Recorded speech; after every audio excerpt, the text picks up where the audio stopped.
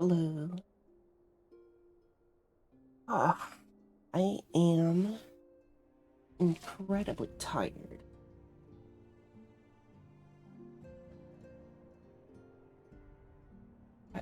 Excuse me.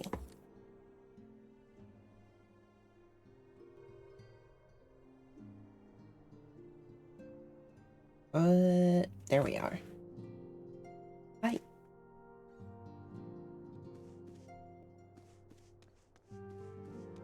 am just gonna be jumping right into it. Oh God. Where's my water?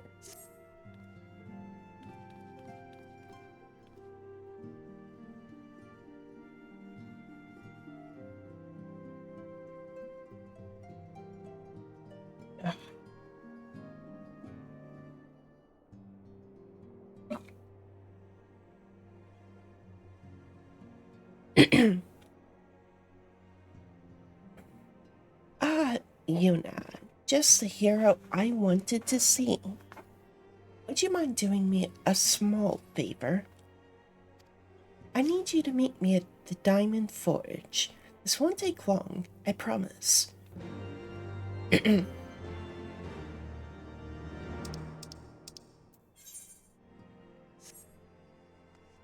uh, okay.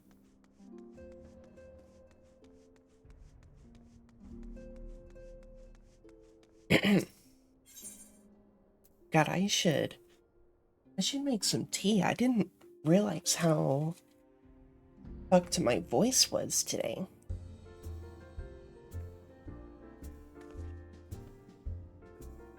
Yeah.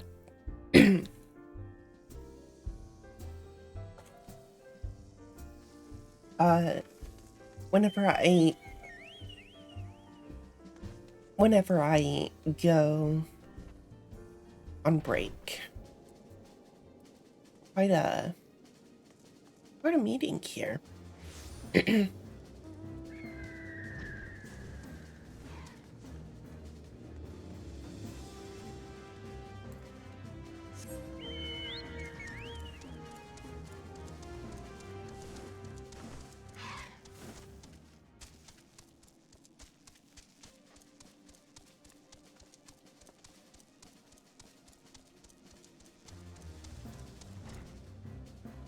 uh, ah. Oh, actually,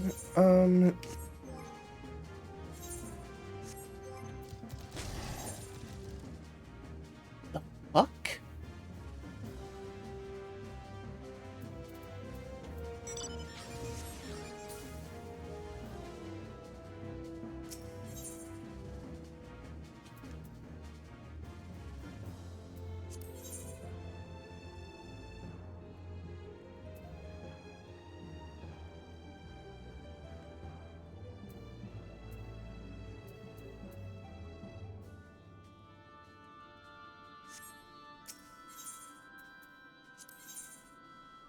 I kinda wanna get this shit out of my inventory.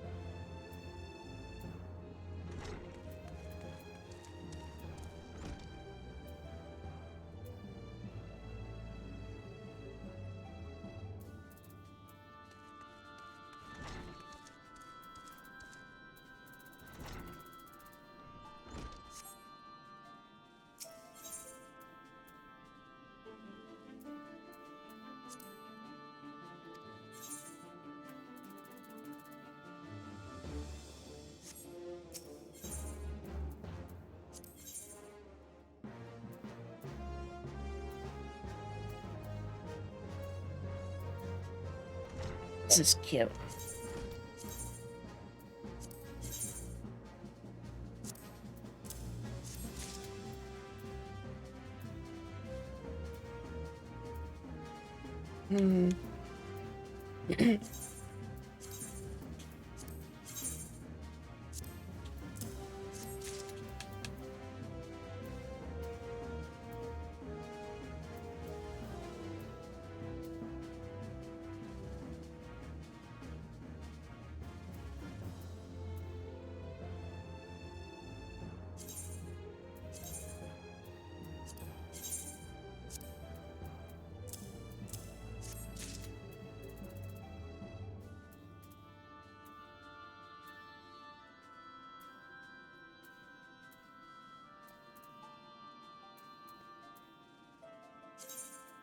Sure.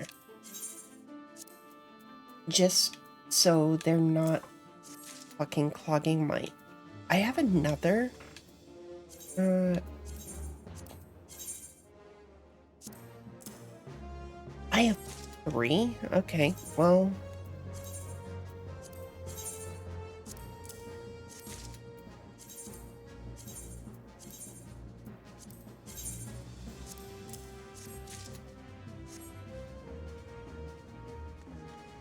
Okay.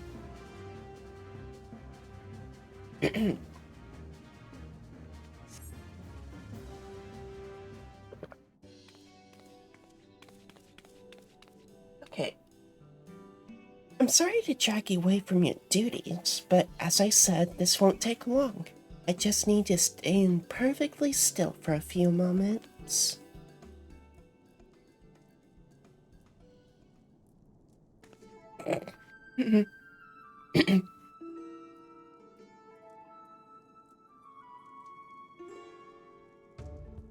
the fucking double take. Right, everyone? Ready to go to work? No squirming now. Oh, and you might want to close your eyes.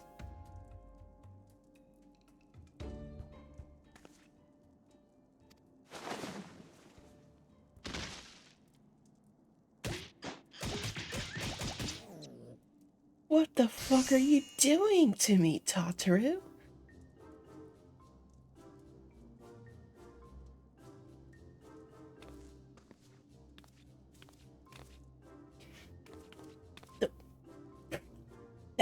That didn't fucking sound like you were taking measurements.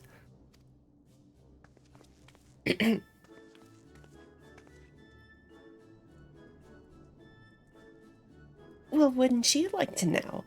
All in good time, Yuna. All in good time.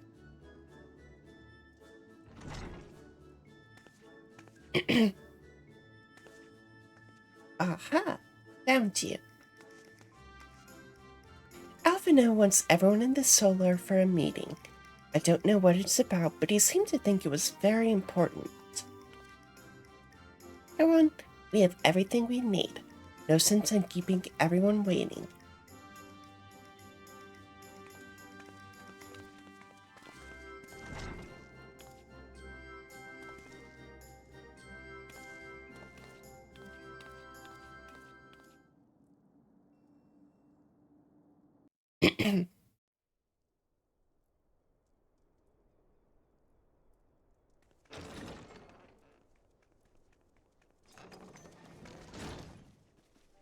We're here.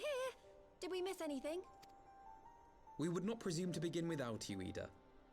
Orianger has returned to the Waking Sands, but everyone else is now present. Yes, but for what exactly? We all have duties to attend to, Alphino, so you may dispense with the preamble. Thank you, Elise.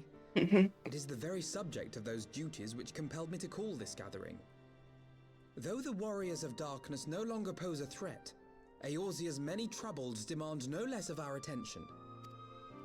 And while I stand by the decision to approach each task as we see fit, I fear our effectiveness will ultimately be diminished should we continue to act in ignorance of each other's efforts. Thus, I propose we elect a successor to Minfilia. Not to serve as a fully fledged antecedent, perhaps, but as a coordinator of operations. Is that all? Oh, then the decision seems clear. No one else has shown any enthusiasm for the role, and judging by your performance at our previous meeting, you would seem the perfect candidate. You always did have a flair for politics.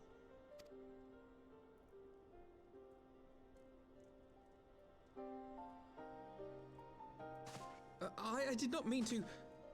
That was not my intention. As my tenure as commander of the Crystal Braves comprehensively demonstrated, I lack the qualities required for such office. No, I dude. would much prefer to remain as I am now. A soldier in the field, so to speak. You got this. You can do it. Our numbers step forward. Must we then constrain some unwilling candidate to take up the position? Well, based on merit alone, a certain adventurer would be my choice.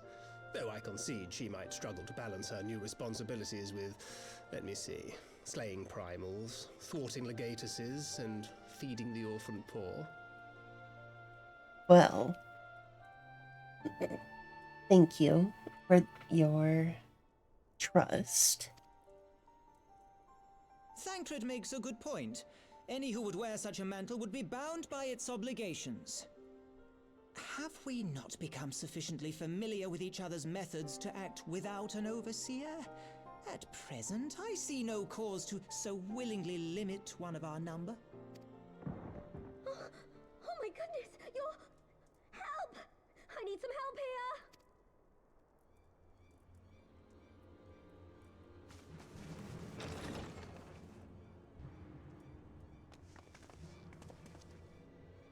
Tataru, are you all right? Me? I'm fine. It's this poor girl who just staggered in and collapsed on the floor that I'm worried about. Narco! God, how did... Yashola! Please, you have to help her. Kral, a hand if you would. Let us see about closing these wounds. Uh-oh.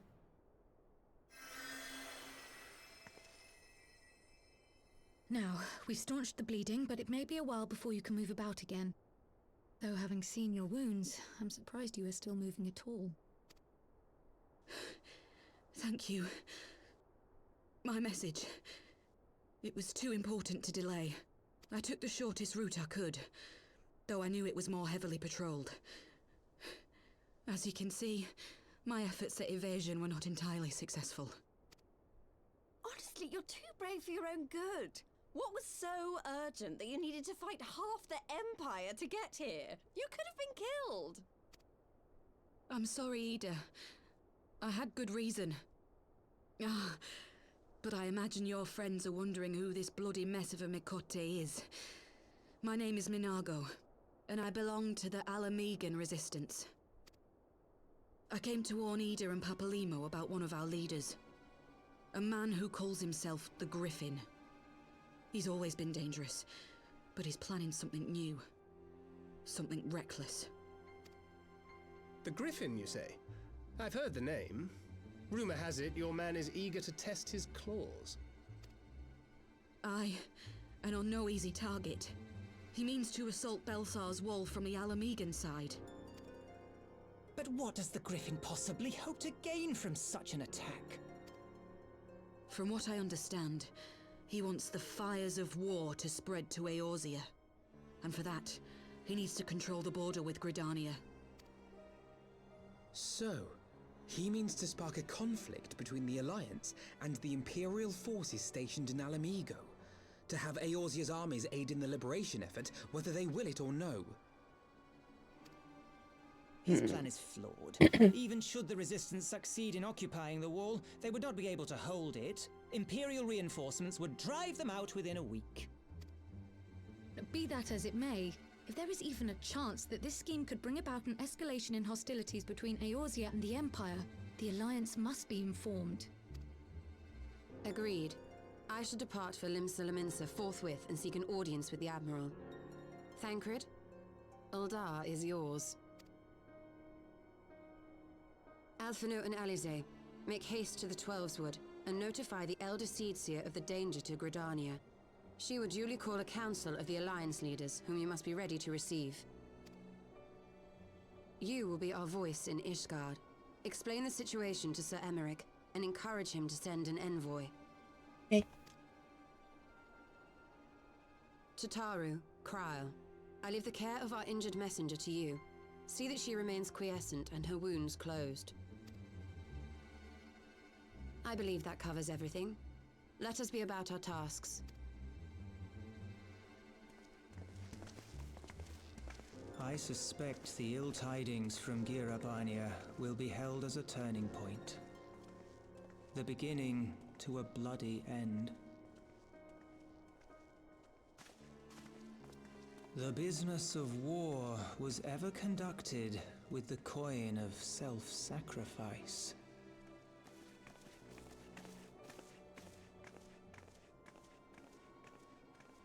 'Twas Master Louis Soir himself who taught us that such costs are not to be ignored or denied.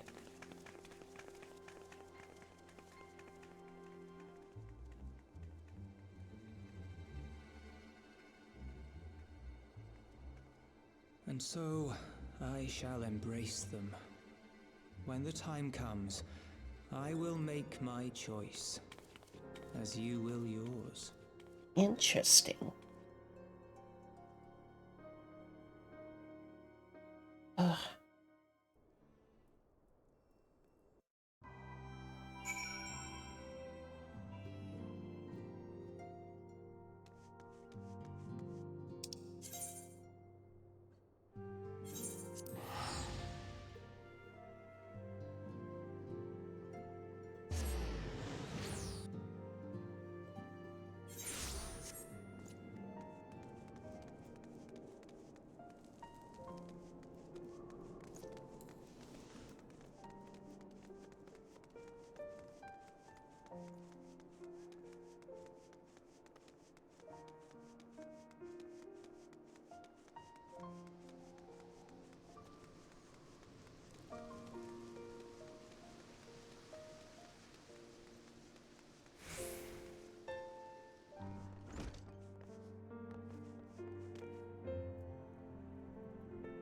Hi, Lucia.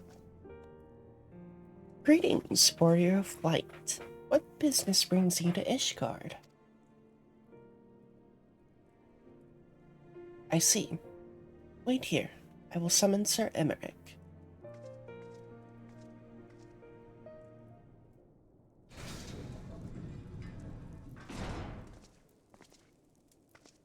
It is good to see you, my friend. It is but a pity it must be under such circumstances. Had Lucia not informed me of the urgency of your suit, I would certainly have sent for some wine.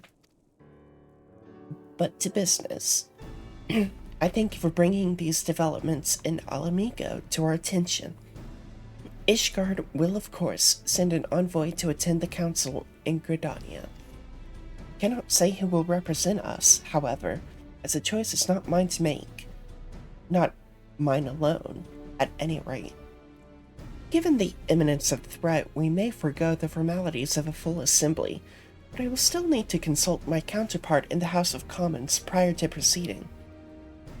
Will you permit me some time to make the necessary arrangements? I thank you. Our representative, whomever we select, will require a suitable escort. Make your preparations and inform Sir Handalu that he is to lead in your absence. Yes, Lord Commander. Yuna, pray accompany Lucia to the Gates of Judgment and make ready to depart for Gridania. I will have our envoy join you as soon as I can. Fury speed you on your way.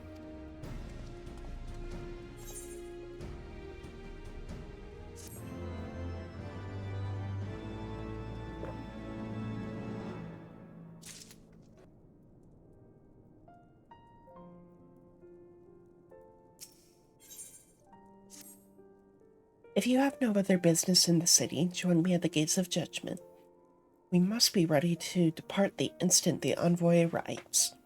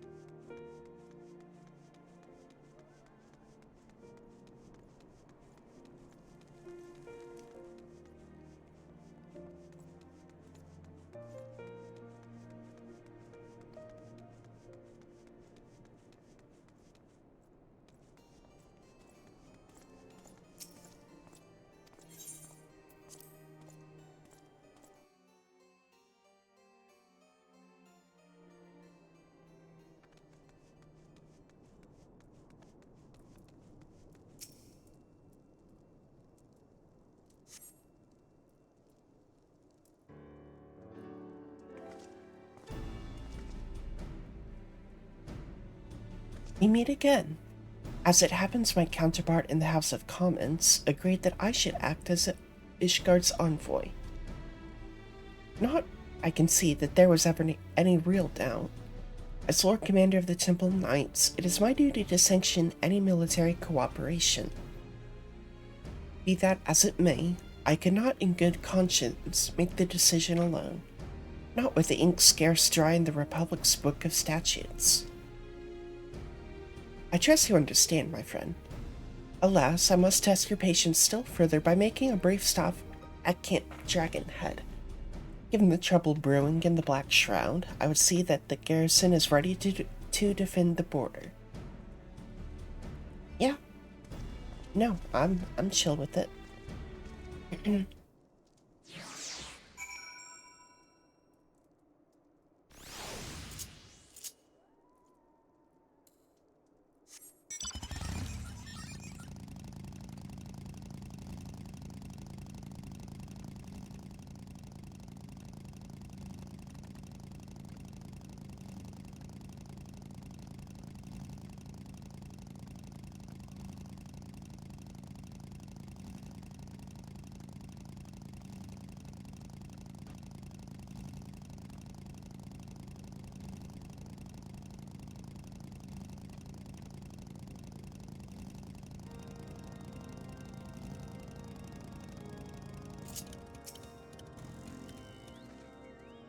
The garrison commander waits within.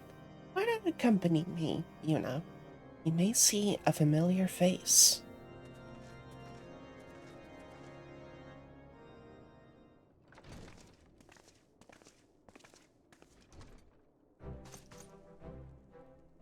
I was just about to say I was mentally running through who the garrison commander could possibly be. And I was literally about to suggest Emma Lane. Yuna, old girl, how wonderful to see you. And Sir Emmerich too. To what do I owe these unexpected pleasures? I'll have some mulled wine brought up from the kitchens at once. If you'll excuse... Nay, do not trouble yourself, Onawa. We shall soon be on our way. Lucia, a brief summary, if you will. Yes, Lord Commander.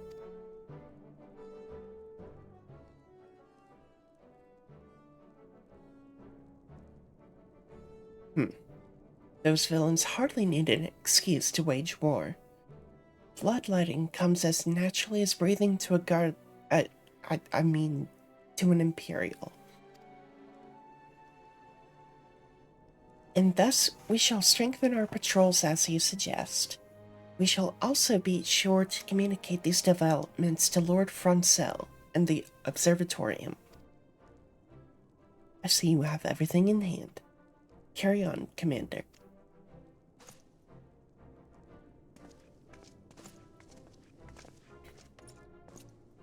Surprised to see yours truly at the helm?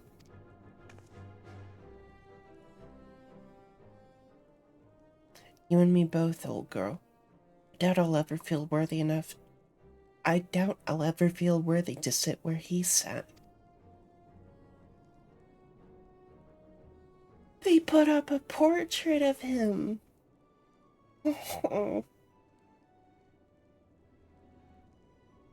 Yet can but play the hand we're dealt. And with a little help from their veterans, and Onawa's ceaseless chiding, I'm sure I'll muddle through. So, worry not, old girl. Off to Gridania with you.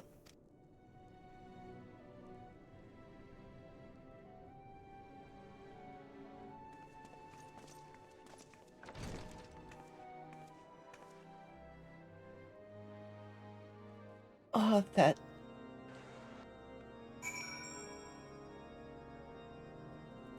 that's touching.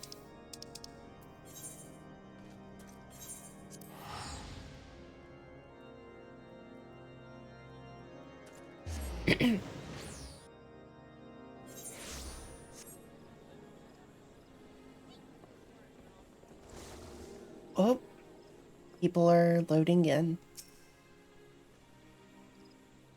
Diplomatic duties have brought me here on several occasions, but I find that I am as enraptured by the Black Shroud's beauty now as when I first laid eyes upon it.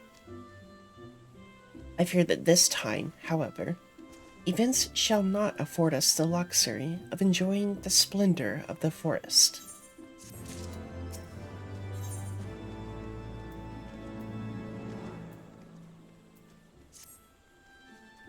It seems we are to have an escort to the Lotus Stand. A pleasant place to discuss unpleasant matters, is it not? Yes, of course. 'Tis like that we are the last to arrive. Let us announce ourselves, shall we?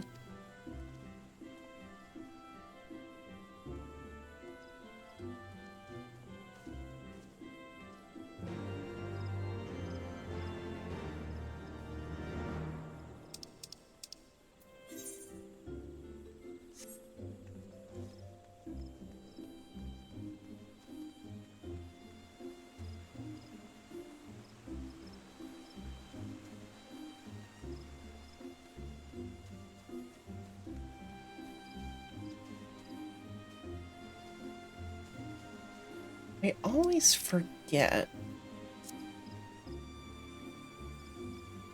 where exactly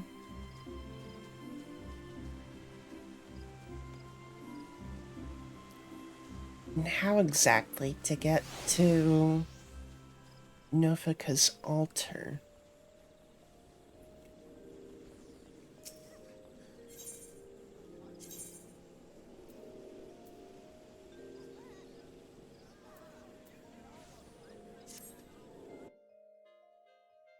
Because I don't really make a habit of coming here. Which I should, because the free company I've joined, our company housing, is in the lavender beds. The envoy from Ishgard is arrived. Very good. This way, if you please. Ah, and the Lumenson party as well.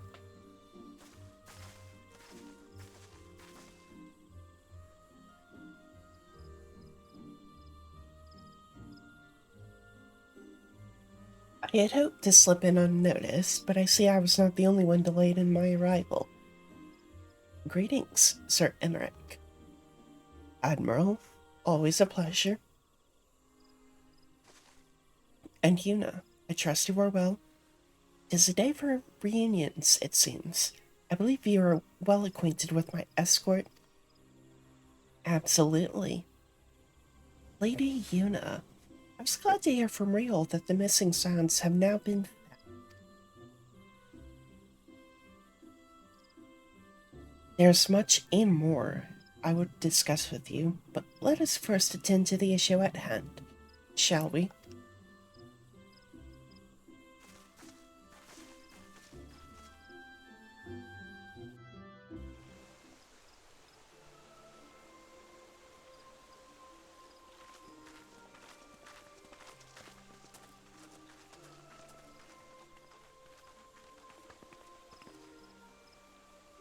I bid you welcome, my friends. As you will by now be aware, the Scions of the Seventh Dawn have come into possession of certain intelligence concerning recent developments in the region of Gyr Abania. It springs, I am assured, from an unimpeachable source. Is that not so, Master Alphino? Indeed, Elder Seedseer. Our information comes directly from a member of the Resistance's inner circle, and we have no cause to doubt its veracity. This Griffin of theirs is a fool if he thinks he can hold Belsar's wall against the Empire. When the Imperials move to take it back, they will come in force. And the resulting fighting is all but certain to spill over into the Black Shroud. At the Battle of Cartano, the combined might of 3 grand companies labored to contend with the remnants of but a single Imperial legion. Alone, Gridania would be hard-pressed indeed to hold back the tide, should the Garleans turn their minds from reclamation to invasion.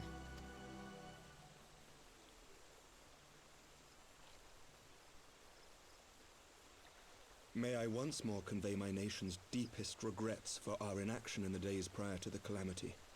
'Tis a stain upon our ledger that I would fain remove.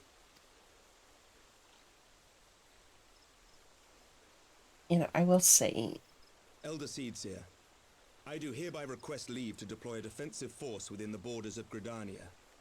Ishgard's return to the Alliance shall be honored by more than mere ink upon parchment. I think I've mentioned it before, but it's my headcanon that my Warrior of Light was like previously, like, she was at Cartano, but not as like a hero or anything, just like a grunt hired by the Flames.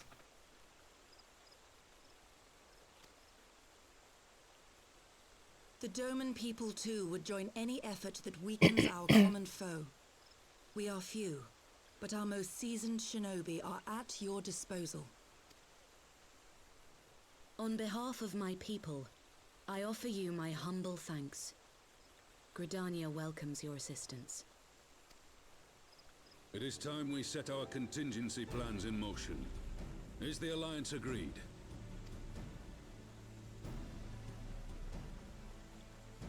Then let us make ready for war.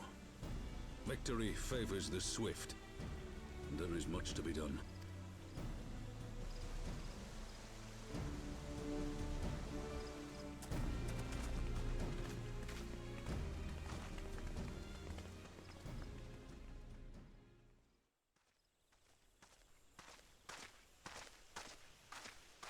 The Council knows that Alamigo will not soon be wrested from the Empire, and its decision to bolster the border's defences seems eminently practical. Why then, brother, do you scowl so? I agree that they have chosen the wisest course available. Indeed, the only reasonable one. Yet something feels awry. In making ready for war, is the Alliance not granting the Griffin the very thing he desired? Any attempt to hold the wall is doomed to failure, aye. But I wonder if we have misjudged the prize for which he plays.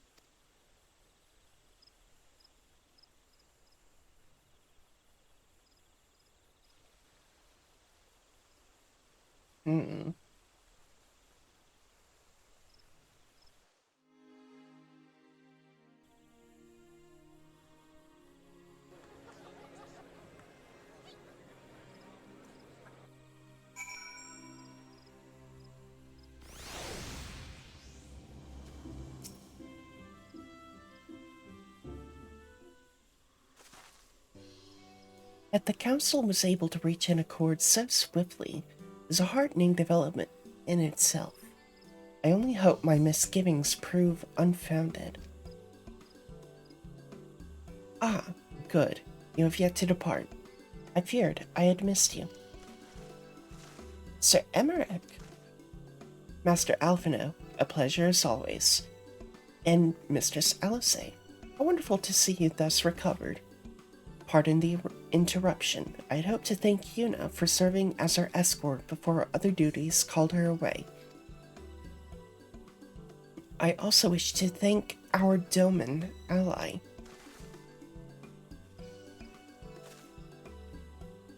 Forgive me, my lord. I was but awaiting an opportune moment to join the conversation, and force of habit made me keep to the shadows. No apologies are necessary, Mistress Yukiri. I was most grateful for your interjection when I offered Ishgard support. My nation's historic failure to heed the Alliance's pleas for aid is a matter of record. Even so, the Alliance leaders were plainly unprepared for my impromptu apology. The resulting air of awkwardness might have lingered longer were it not for your timely offer of cooperation, which allowed the Elder Seedseer to accept us both. I very much appreciated the gesture. I only did my duty, Sir Emmerich. The Empire is an enemy to us all, and we are grateful for the opportunity to fight at your side. And full glad are we to have you. Pray convey my regards to the Scions, my friends. We must return to Ishgard. Whatever is wrong with a simple sorry or thank you? Must these politicians always make a speech out of everything? That is how we adults speak, dear sister. Mayhap the ones who like the sound of their own voice. In any case, our business here is concluded. We should be on our way as well. Will you accompany us to Revenant's Toll, you Gary? Actually, I think I shall first pay a brief visit to the East Shroud. I'm curious to know how Papalymo and Nita fared in their talks with the Sylphs, not to mention what has been going on at Baelsar's Wall. I will join you at the Rising Stones anon.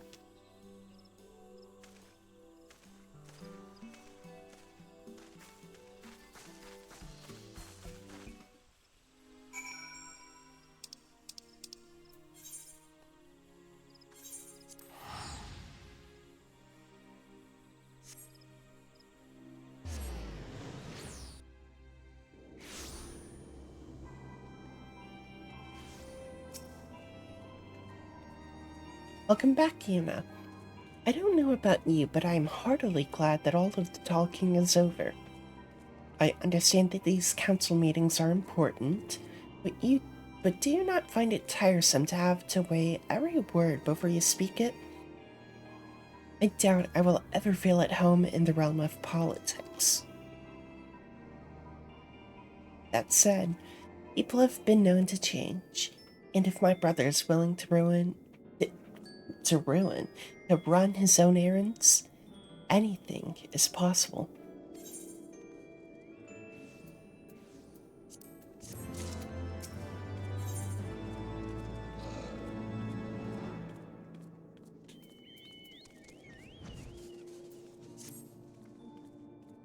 Well, as much as I enjoy the bustle of the toll, I think it's time we headed inside. My brother and the others will not be long.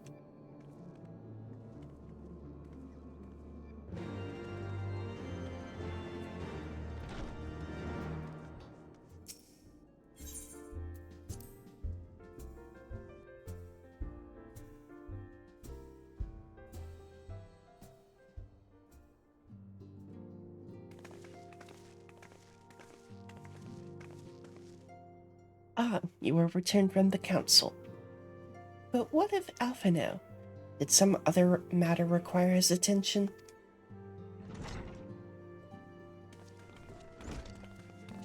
Mine apologies, friends. I trust we have not kept you waiting over long. Greetings, everyone. Oh, Cryo, how's Nago doing?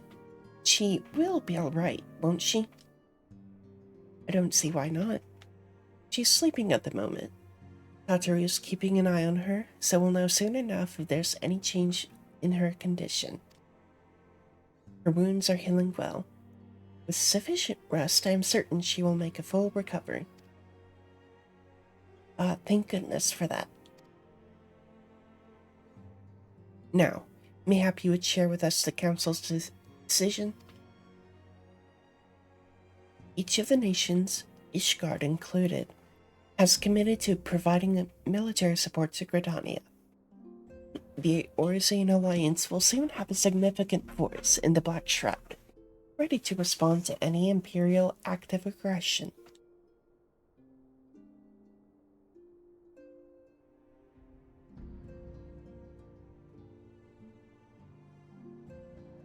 You know, I almost wish the Council would stop messing around and give the Griffin what he wants.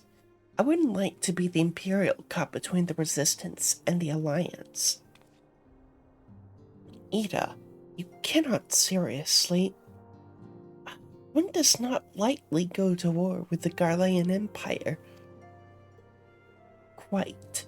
To open hostilities without due consideration would be to invite disaster. If only there were some way to reach the Griffin. Some means to convince him to abandon this reckless course. It may not be entirely unfeasible. There's a network of tunnels beneath Balsar's wall, secret passages dug by the Resistance to provide a way out of Alamigo, which may equally serve as a way in. Precisely. If all are in agreement, I would be the one to undertake the necessary negotiations. I am familiar with the route. The Resistance is familiar with me. About as familiar as they are with me, you mean? Say what you want. I'm coming too. I have some experience in the practice of infiltration. You would have me? My services are at your disposal. As are mine. It has been far too long since I shared a shadow with a shinobi, and I do not intend to waste the opportunity. 4 is quite sufficient for an infiltration mission. Greater numbers will only serve to increase the risk of detection. Ryle and I will direct our energies elsewhere. What of you, love of yours? I will return to the East Shroud and stand watch over the border. Should matters take a turn for the worse, 'twould seem wise to be on hand. Might I prevail upon you to accompany me, Yuna? Gridania will be safer for your presence, and while it may not seem the most thrilling duty, your sister, might I ask that you remain at the Rising Stones to pass on messages and so on? To hold the forts, you mean? Very well. I suppose the task must fall to someone. Safe travels, all of you.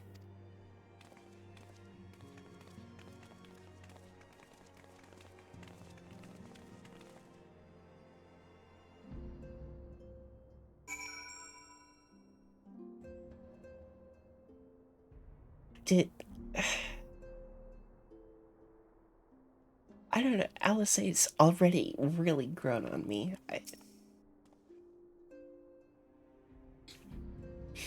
If you have any unfinished business in the toll, pray to attend to it now.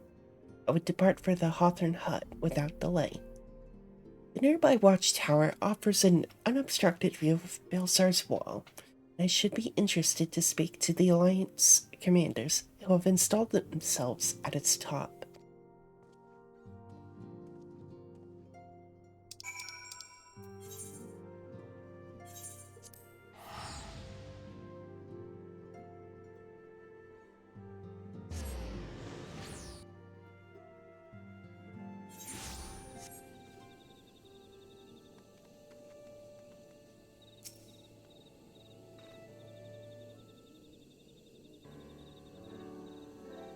Ah, Yuna, there you are. Come, Amarissa, Amarissa Spires awaits. God, I don't know how to say that. The Alliance officers on the wall, God, I cannot read. The Alliance officers on the platform should be able to apprise us of any developments at the wall. Fancy meeting the two of you here. You are about to set forth. Indeed. I was about to say 12 watch over you, but I doubt you have need of divine protection, even if you are venturing into enemy territory. Don't worry, Alphino. We'll have the Griffin by the scruff of the neck before you know it. Do make up your mind, Ida. Nary a moment ago you seemed ready to shake the Griffin by the hand rather than the neck. So which is it to be? It would be best to decide before we enter into negotiations. Trust me, Papalymo. I'll shake whatever needs shaking. The talking part I leave to you. I think I feel a headache coming on. Let's be on our way, shall we?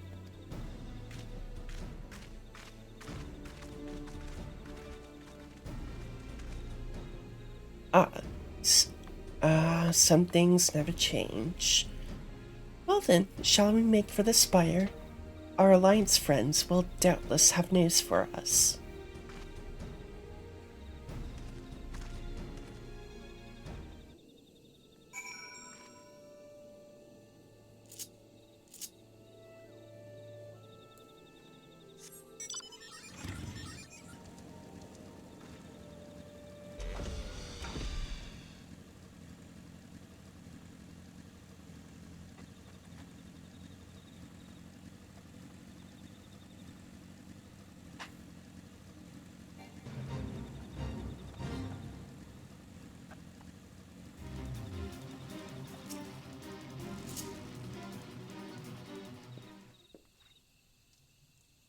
Welcome, Warrior of Light.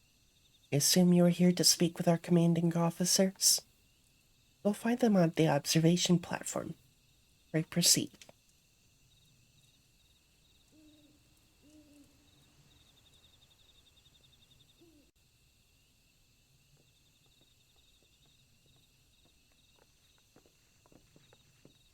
Greetings, my friends. 'Tis good to see you both well. I was hoping you might turn up. Dragged off the watch here, see? Inside of you might help remind him why we bothered. If memory serves, I've not seen many of you since the day of the grand melee. Having borne the brunt of your blows, may I say what an honor it is to stand at your side. 'Tis heartening indeed to see the realm's most stalwart defenders thus gathered in common cause. Speaking of which, what news from the wall? All has been quiet.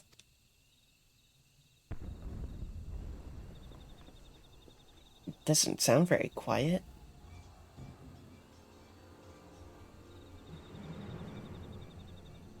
Report. What? 7 hells. Fighting has broken out on top of the wall. A full-scale assault. So the Griffin has made his move. Someone has.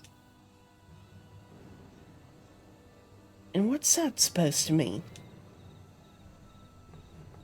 The attackers, they're wearing Grand Company colors. Impossible. We gave no such order. Of course. The wall was never the Griffin's target. It was bait. We've been goaded into deploying our armies nearby, thus lending weight to this deception. If those uniforms were convincing enough to deceive my scouts, the Empire will surely think we've launched an offensive. This could mean war. Even so, this may yet be no more than a diversion. With the armies of the Alliance occupying the Empire's attention, it would be comparatively easy for the Griffin supporters to slip into Alamigo. He could then incite a rebellion amongst the populace, which the Imperial reserves would be hard-pressed to contain. Eorzea, meanwhile, would be plunged into chaos. You know, we must make for the wall at once. What? Just the two of you? Our companions embarked on a mission to sway the Griffin from his course, and are likely halfway to his command post by now. They will emerge in the midst of a raging battle, and I do not mean to abandon them to their fate. It will be dangerous, aye, but the confusion may work to our advantage.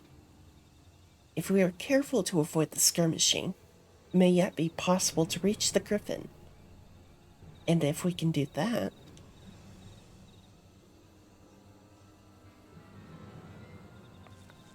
Lady Hilda, might I ask that you have an airship ready to bear the scions to safety? I don't know who this Lady Hilda is, Marshal, but you can count on me. We must prepare for Imperial reprisals. May the Navigator guide us through the storm.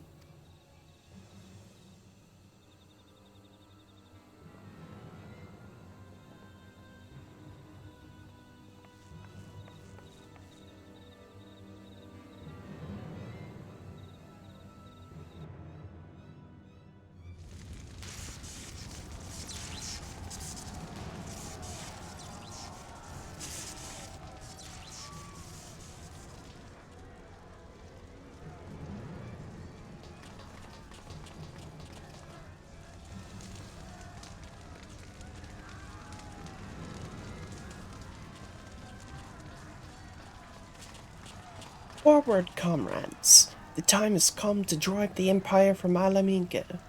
Force action upon those who have turned their backs to our suffering for so long. Let this victory be the first step in the liberation of our homeland. Alamingo will be free, no matter the cost.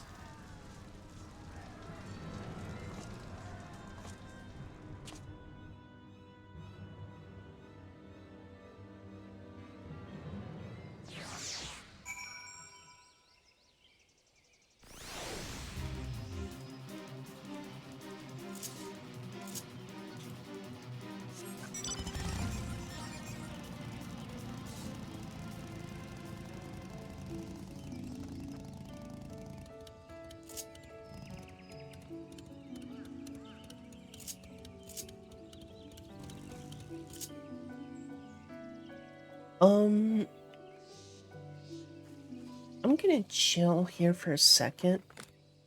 I wanna use the bathroom and make some tea.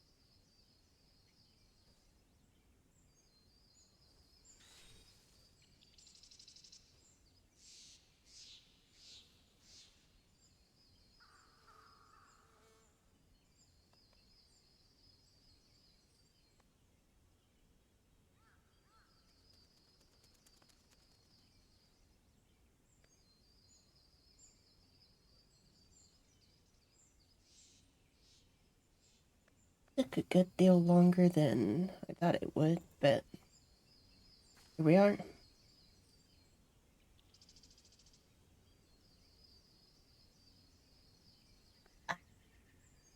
Hot tea is hot. Just a PSA for you guys.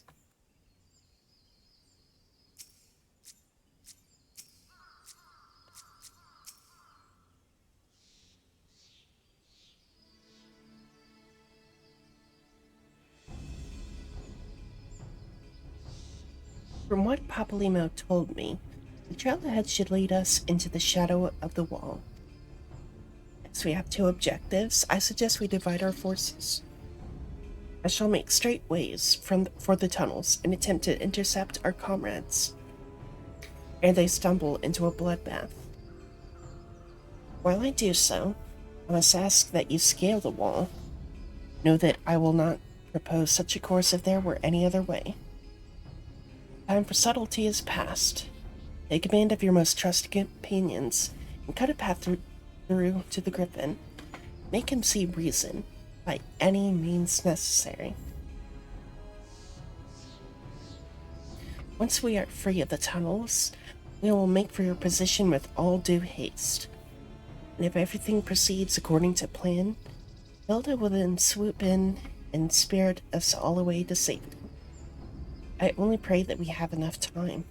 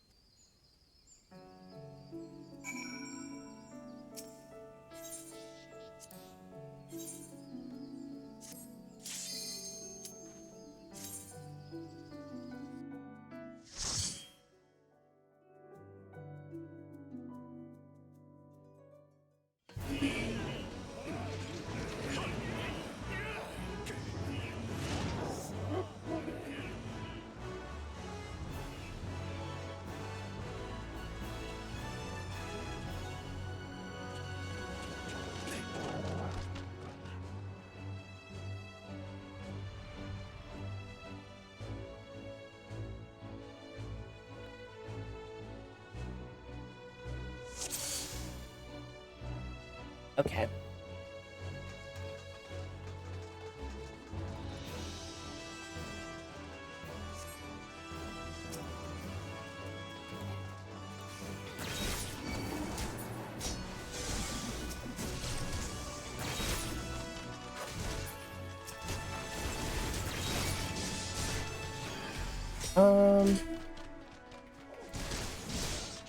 Oh, shit. Okay, wow.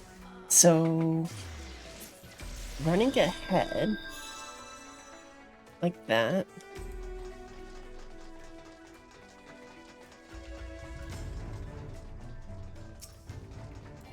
With the NPCs is not the greatest of plans.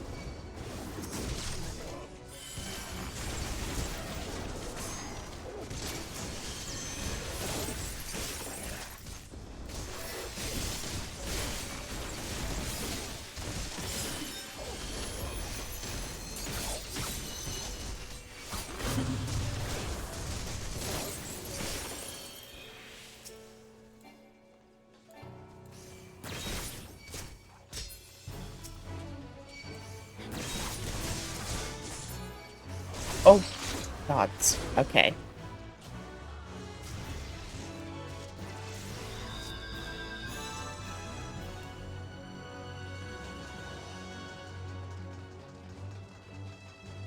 Third time's a charm.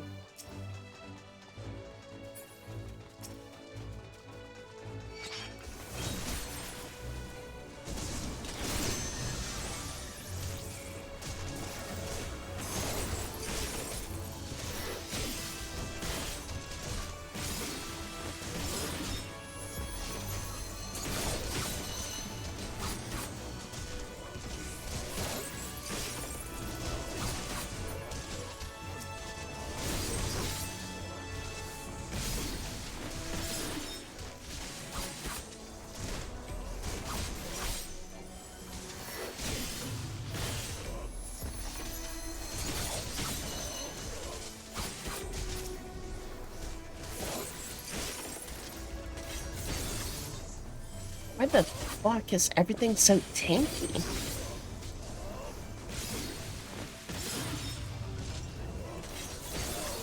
I mean, it's a level 60 dungeon.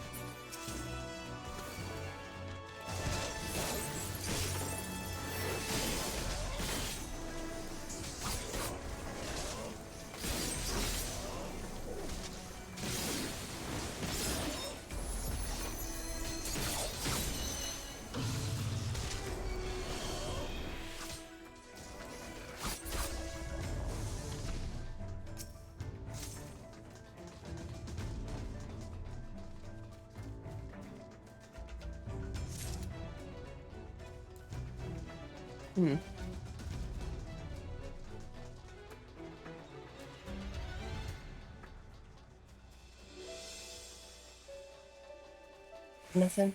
Okay.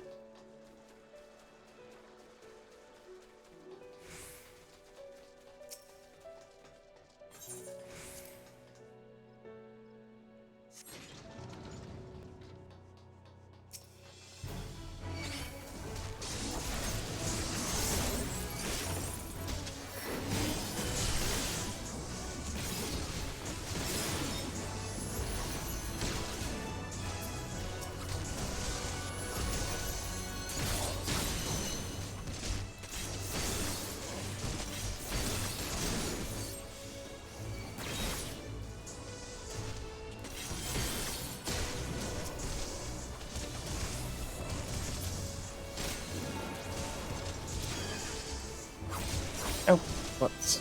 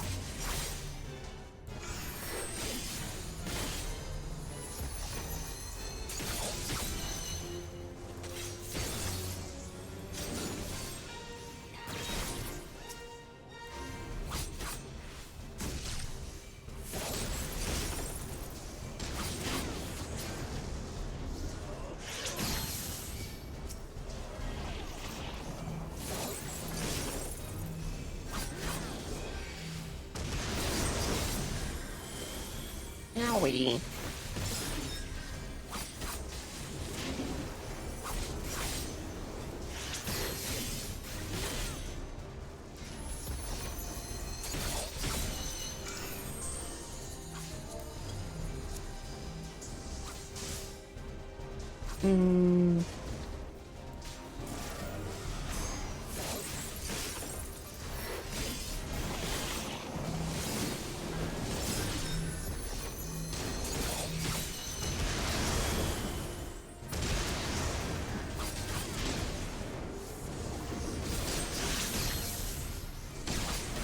Shit.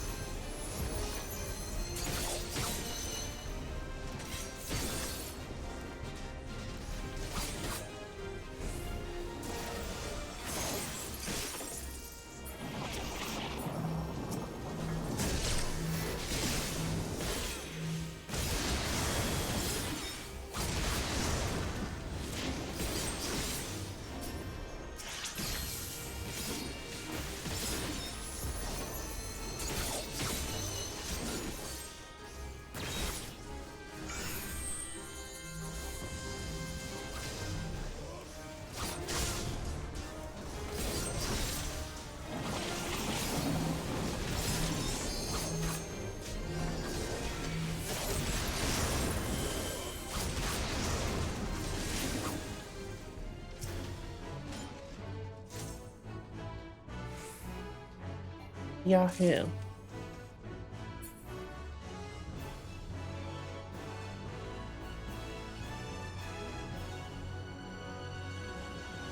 What? Oh.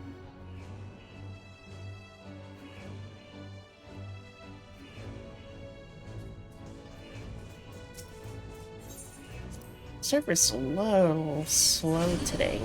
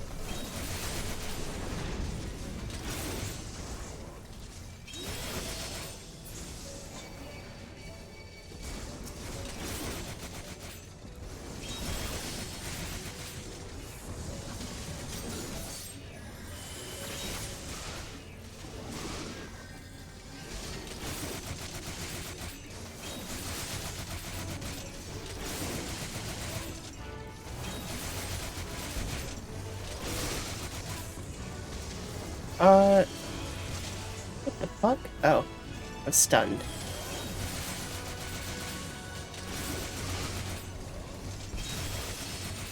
A little hard to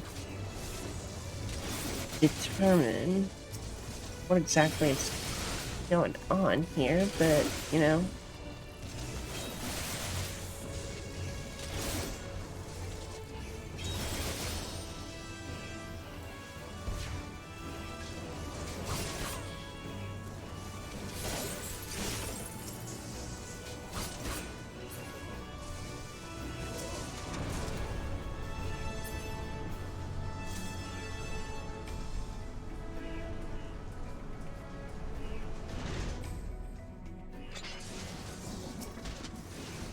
Good God.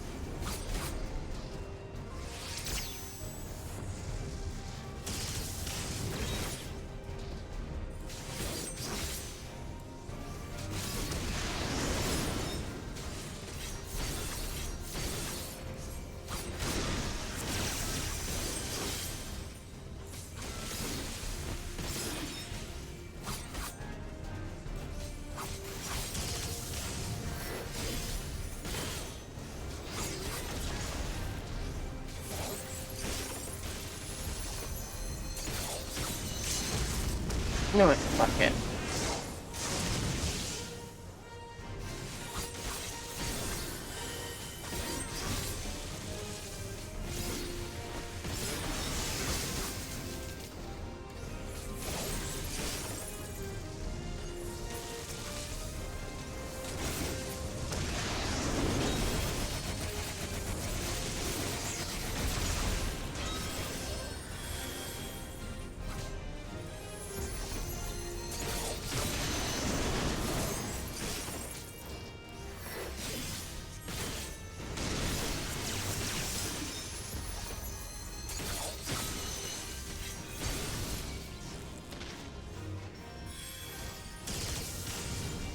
Oh, hello? Can I move? Thank you.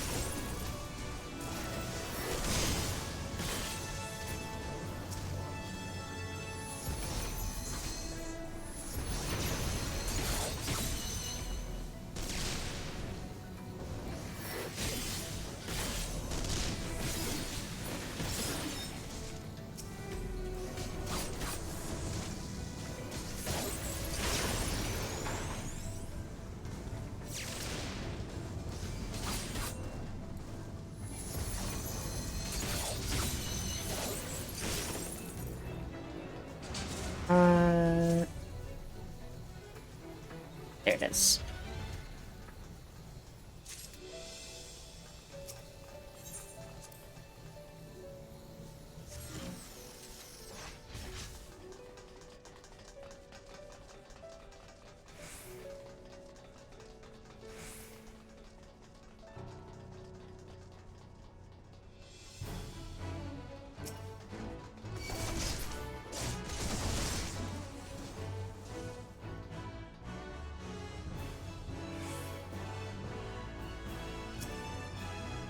Can we not? Okay. It's whatever. Whatever.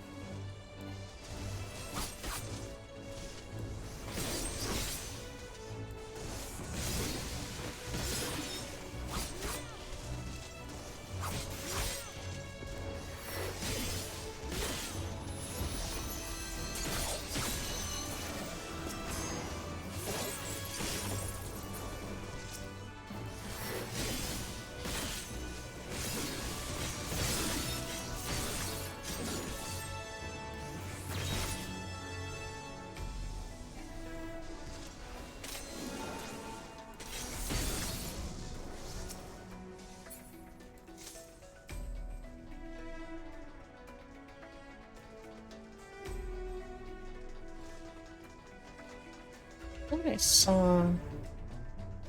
Did I not see a treasure coffer up here? Did.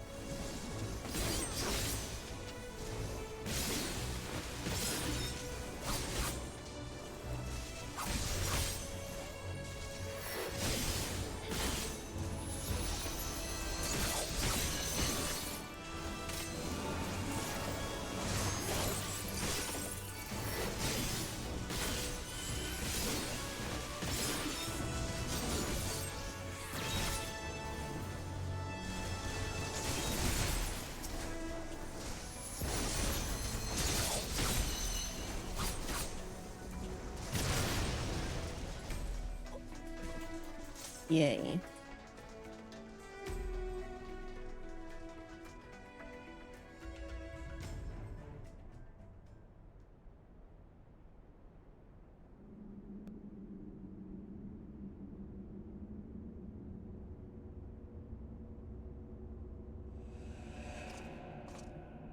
I heard a rumbling and it's playing.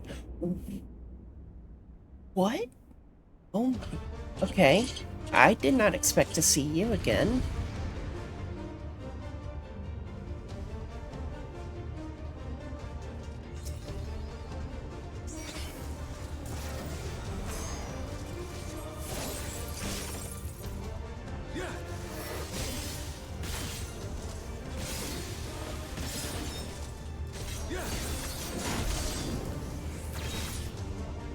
How'd you like these?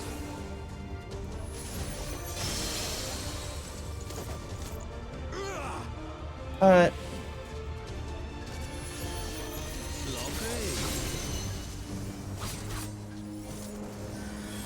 tear you limb from limb.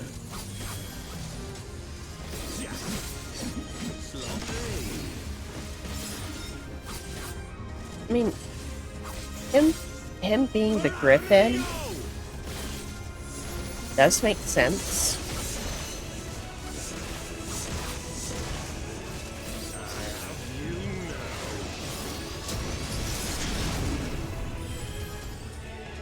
How'd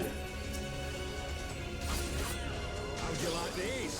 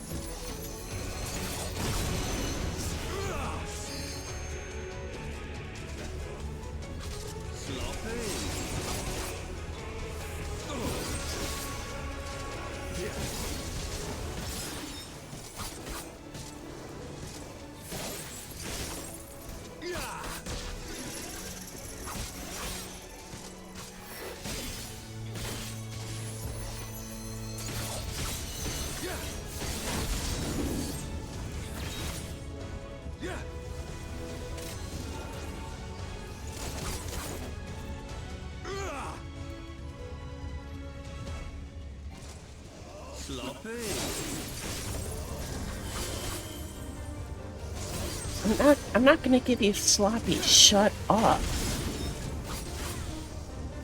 I'll tear you limb from limb. Oh.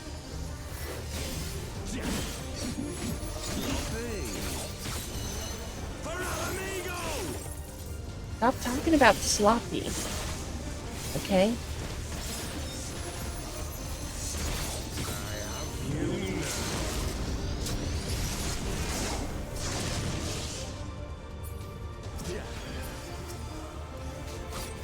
Like, I get it. You have one, but...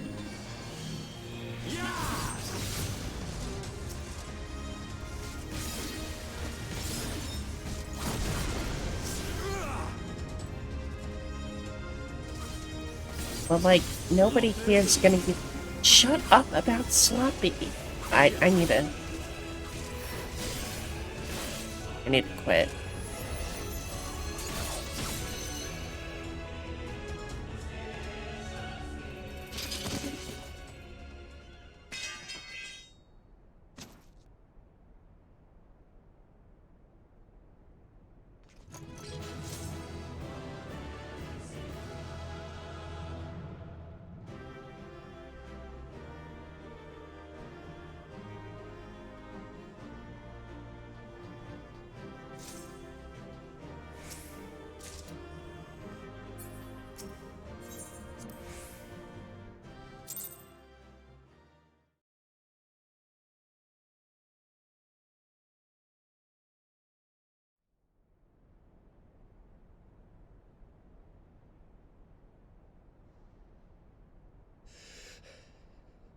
You've beaten me, aye. But you cannot stop what I've begun. Behold, a glimpse of things to come. Why why does his voice sound like that? What? It sounds like he the acoustics in his recording room didn't quite pan out.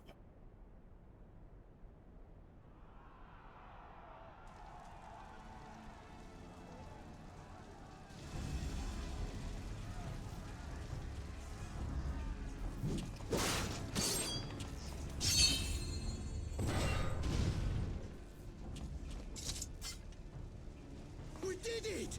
We showed the bastards! Aye! Victory is ours! And who knows, lads? Mayhap the Eorzeans will finally see sense when the enemy turns up on their bloody doorstep.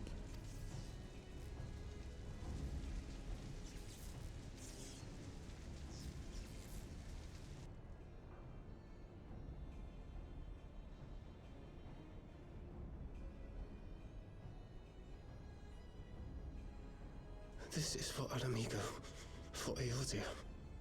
Okay, maybe it's just my headphones? Because everyone sounds... They die that others may live. No? I don't know.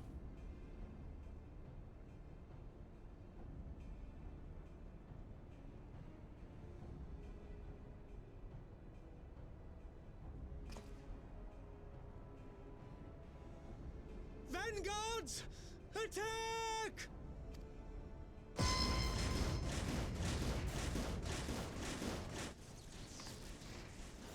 Seven hells. Do you hear that?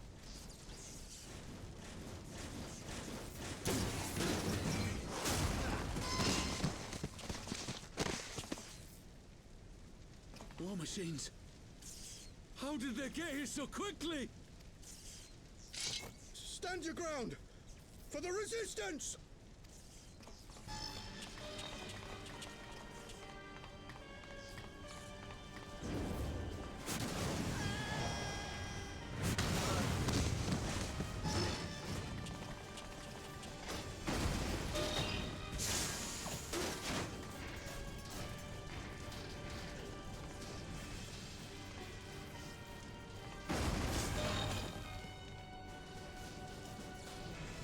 There's nowhere to run.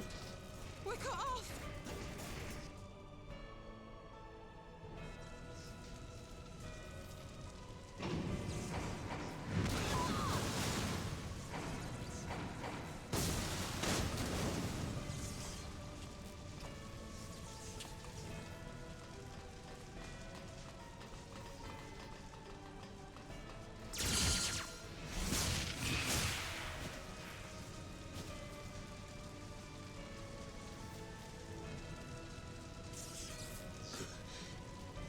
Gods help us!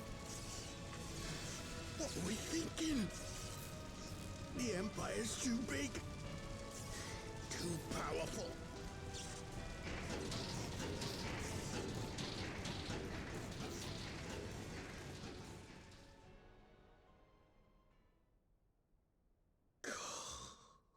Mighty Ralker, grant us the strength to crush our...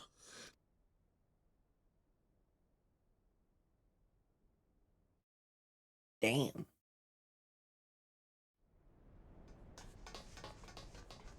There you are. As you can see, our infiltrators did not elude me for long. Lady Ugiri is sending for an airship even as we speak. What do we do? This is a massacre!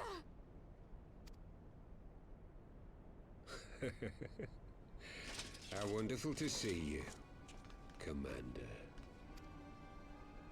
Illbird, I should have known. This has to end. It has to end now. Do you not see your countrymen dying? Have your ideals rendered you blind Solus. even to that? Order the retreat, and we will help your soldiers to safety. How are we doing today? Retreat? With the moment of my triumph so close at hand. You truly are a sheltered child, Leverrier.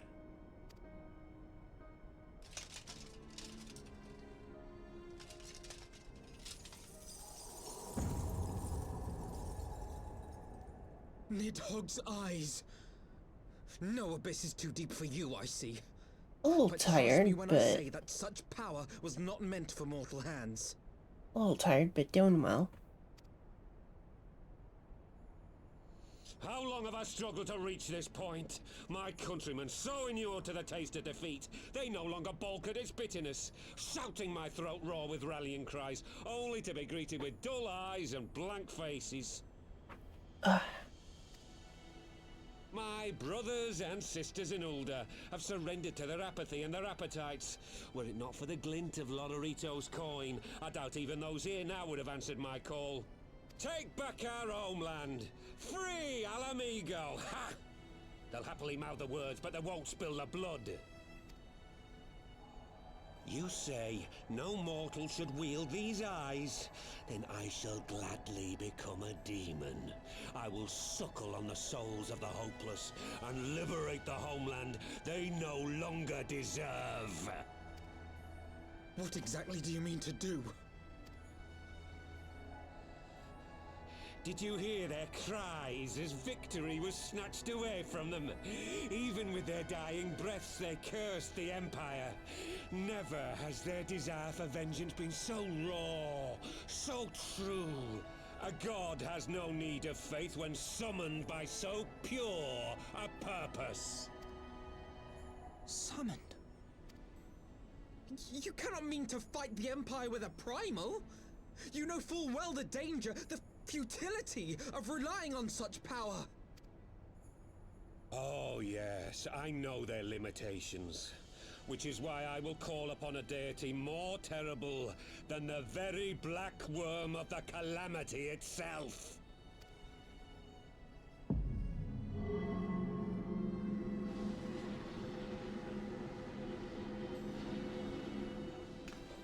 What? Here? Now? Like hells you will!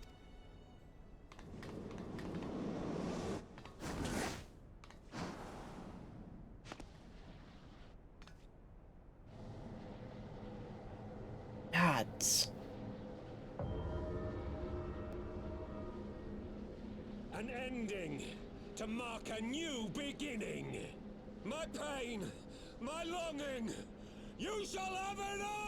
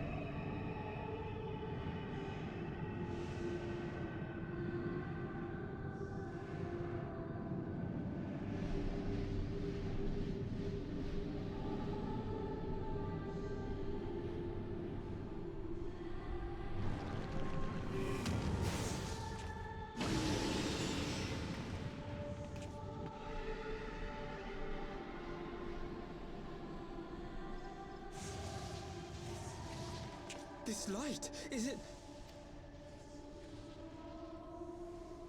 His death completed the ritual. The primal is taking shape. Well, can't we stop it? There must be something we can do!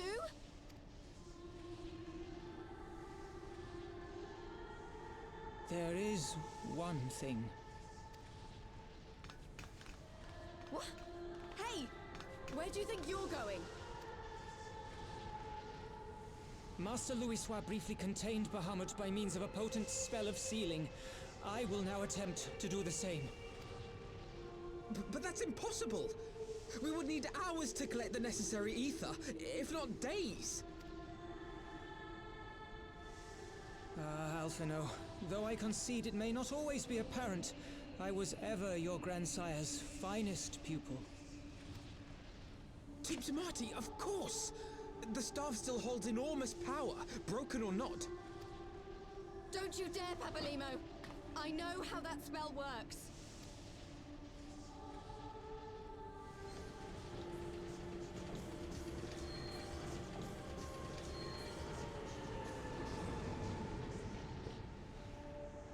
It is time to leave! Quite right. Quickly now, off you go! The further away, the better! No! If you're staying, then so am I! No, Ida! There is a path only you can walk, and it must not end here, not like this! Damn. Okay,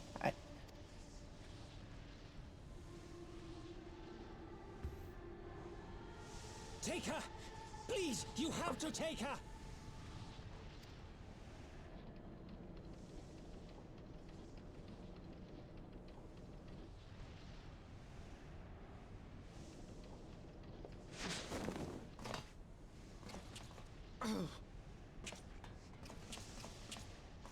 What? No! Damn it, Thancred! Put me down! Thancred! This is one battle you cannot fight. Away with you! Go!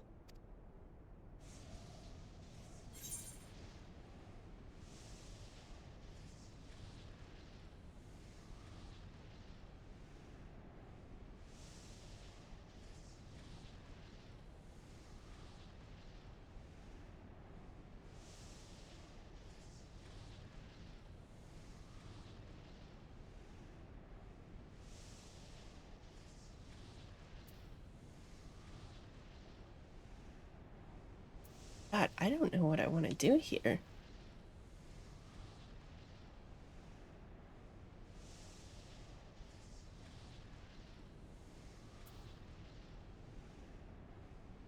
I think I'll trust Papalymo.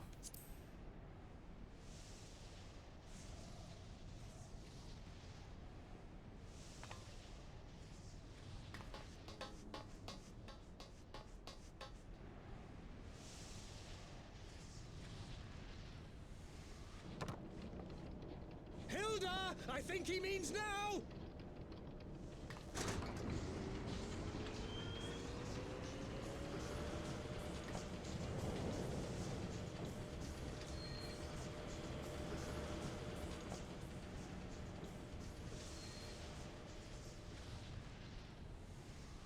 I bid thee farewell again, my dear Ida.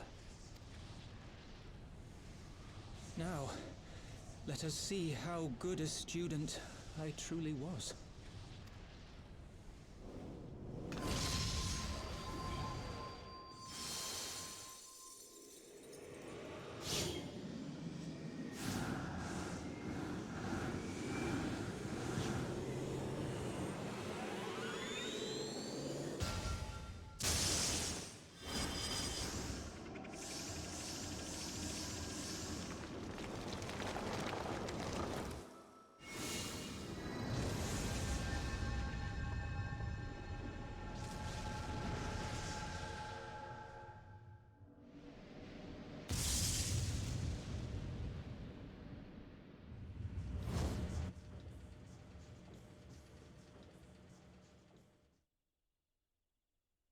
Damn.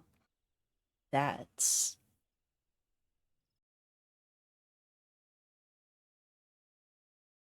wow.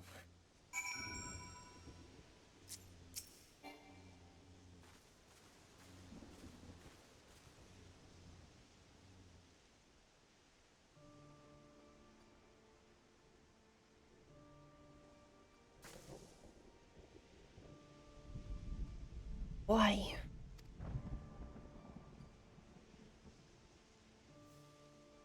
Why didn't they let me stay?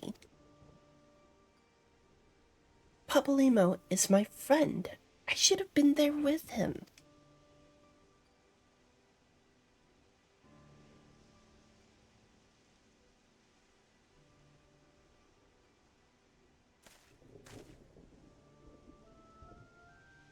You could see it in his eyes, Ida. He knew what he was doing, what had to be done.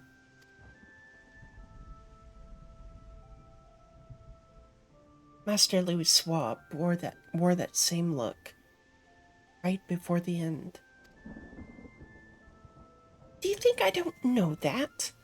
I know, all right? I know. There's nothing more you could have done. Ilbert caught us all off guard. Even Yuna was powerless to stop him. If you must blame someone, then blame me. Just promise that you will never forget what Papalymo strove to protect, or the lessons he tried to teach you.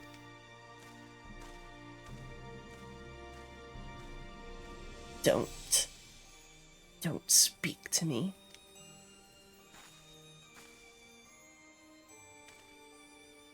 Leave Ida with me. Go on, go back to the Rising Stones. The others need to know what happened here.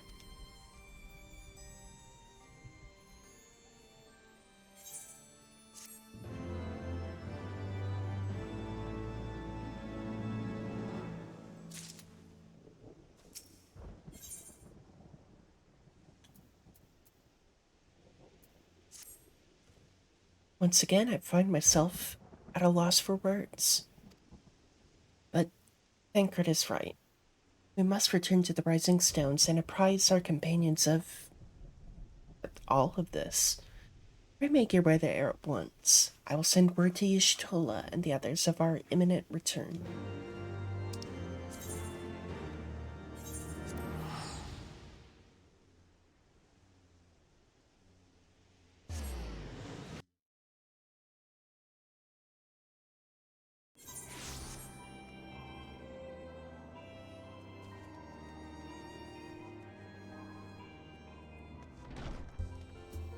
Ooh, a lot of people in here tonight.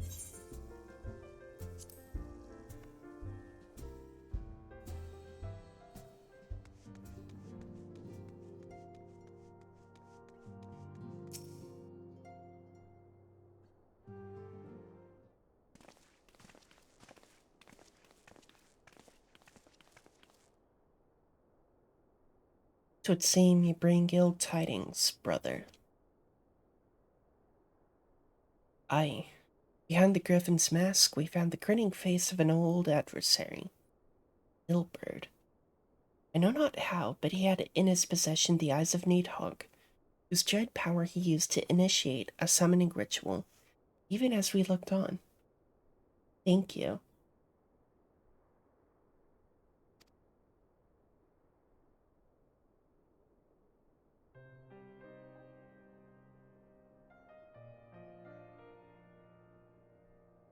After this, do you want to see some of my other glamours? For my other jobs?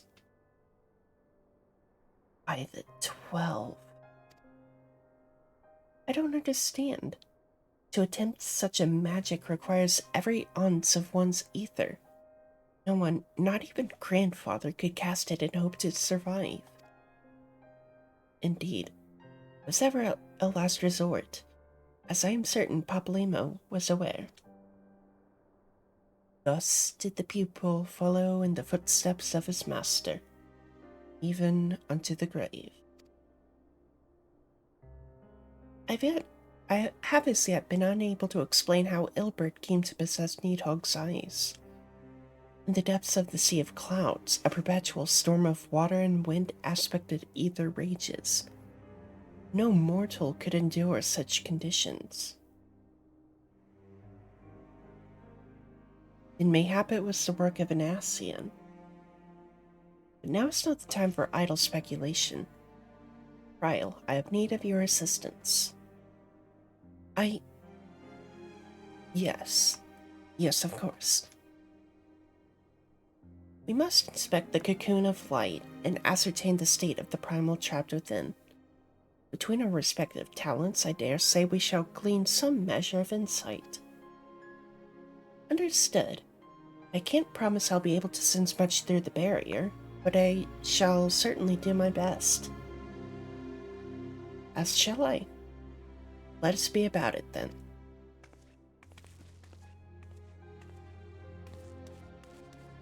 What? Without so much as a by your leave? Pray forgive Arcania Stola her brevity. She seeketh employment, lest her grief deprive her of the will to act. A desire to comfort Ida doubtless compoundeth her unseemly haste. I too must contend with this grievous loss in mine own way. By thy leave, Lady Alice, I shall honor our fallen colleague through gainful study. There exist writings which may yet further our understanding of this cocoon of light.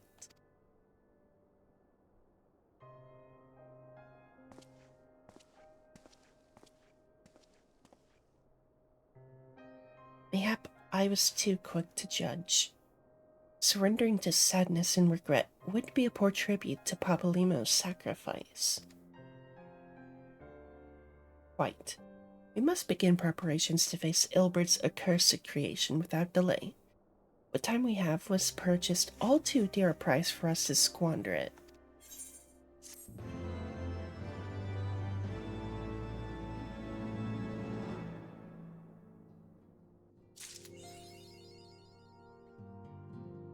Oh god. That is a fucked up achievement title.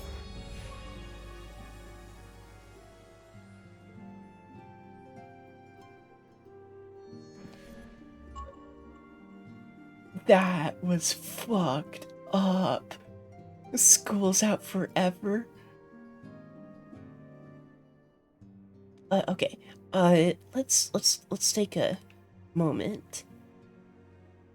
So, this is my samurai glamour.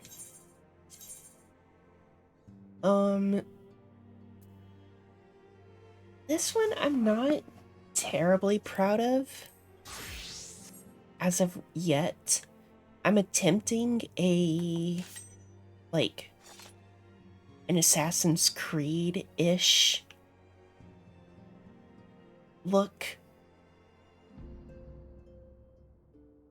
My hood I don't know. It looks a little goofy.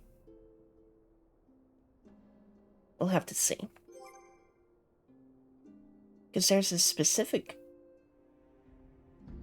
Yeah, I'm looking specifically for that sort of Ezio vibe.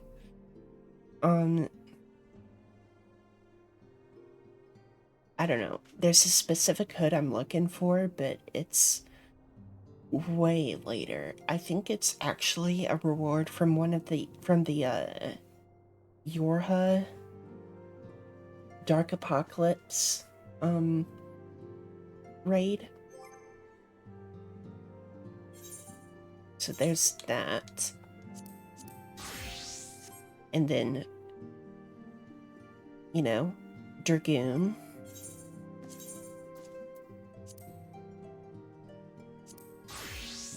Astro and Red Mage have the same dress as Samurai.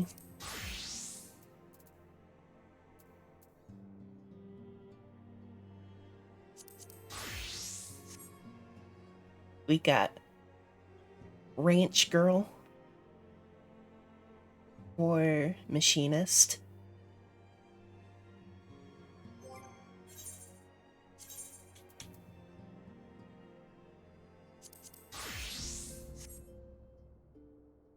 We've got my Cloud cosplay for Dark Knight. And then my Lightning cosplay for Gunbreaker. I really wish I could make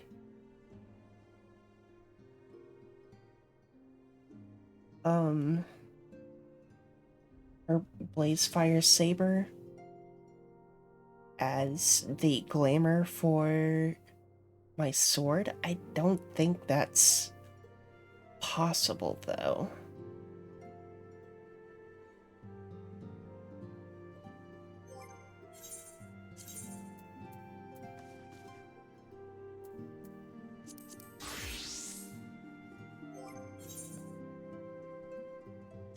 I'll go repair my gear and then we'll carry on.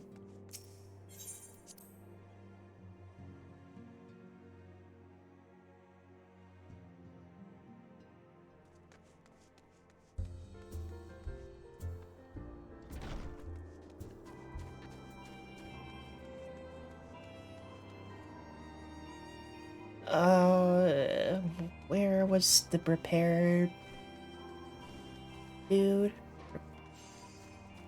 Minder. There you are. Oh, no.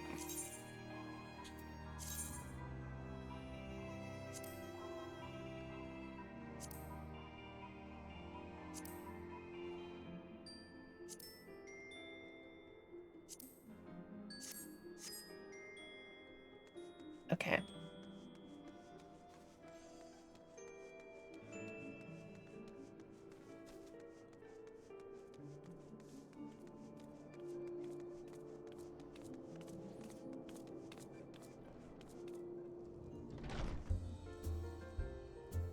Fellow Dragoon enjoyer. Hello.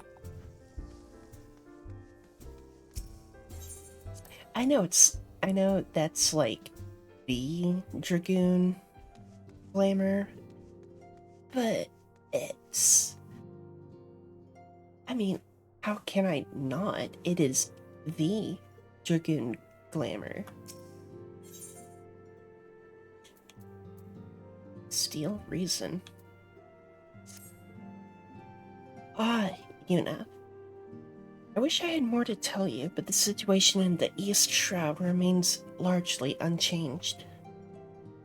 Meaning, we still have no idea how long it will be before the communication from the Alliance. One moment.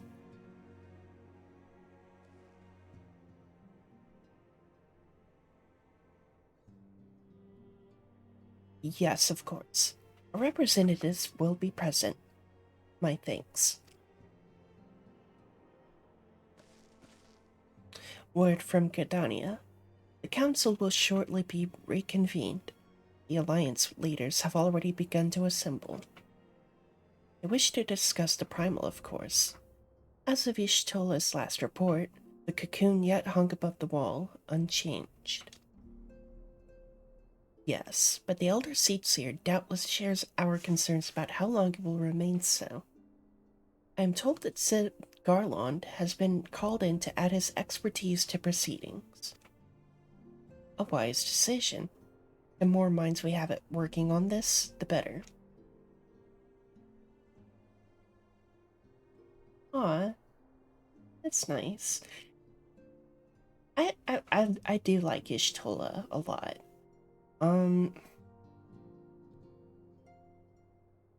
Honestly though, I think currently my favorite Scion at the moment probably is Cryle. I'm not gonna lie.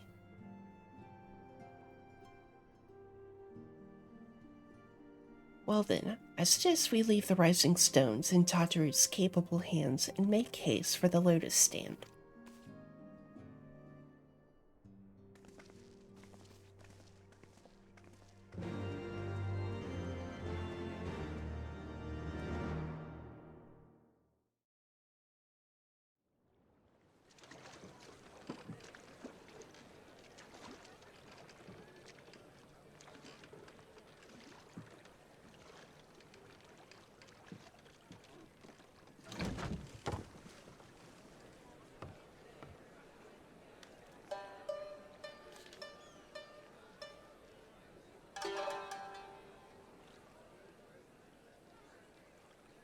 A word, if you would, good sir.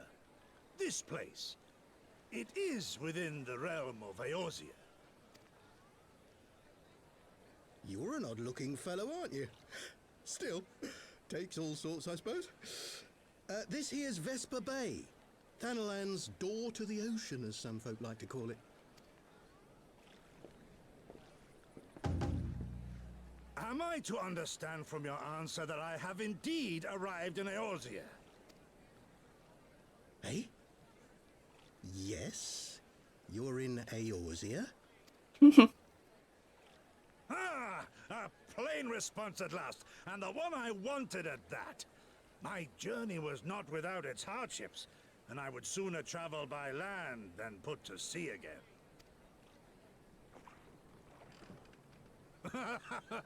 You do not believe that so small a bark could bear me across the ocean? Such timid little sailors. I had but to set my course and set my jaw till I made port.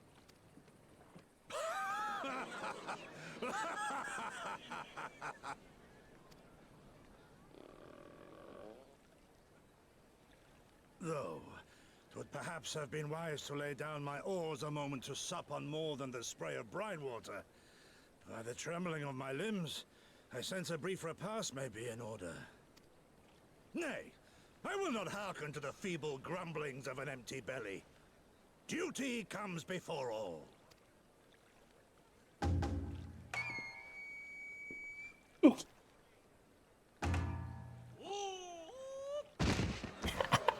Good man, are you all right?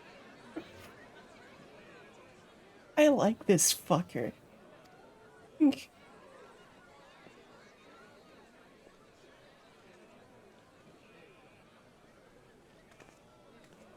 Thou art far indeed from home, friend.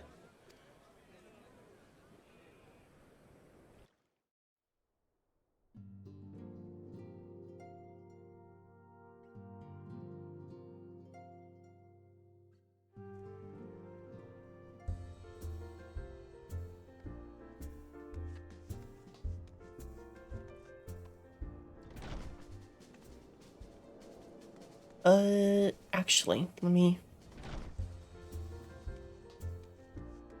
let's chill for a moment, because I gotta pee.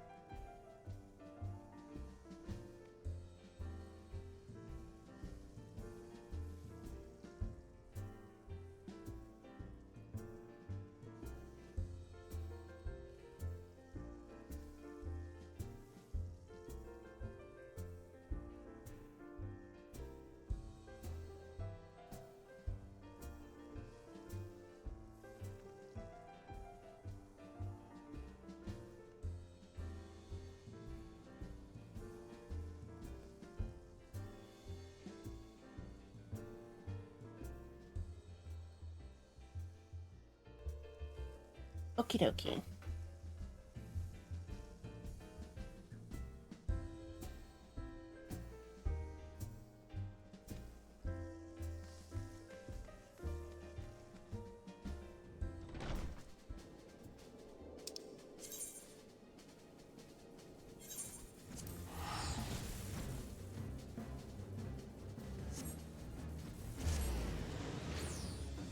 That is a crazy ass horse.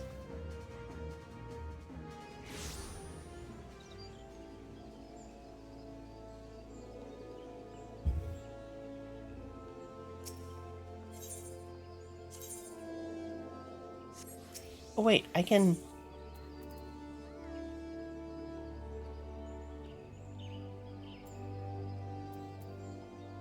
Oh, I can go to the residential. I don't have to go to the dock. I see.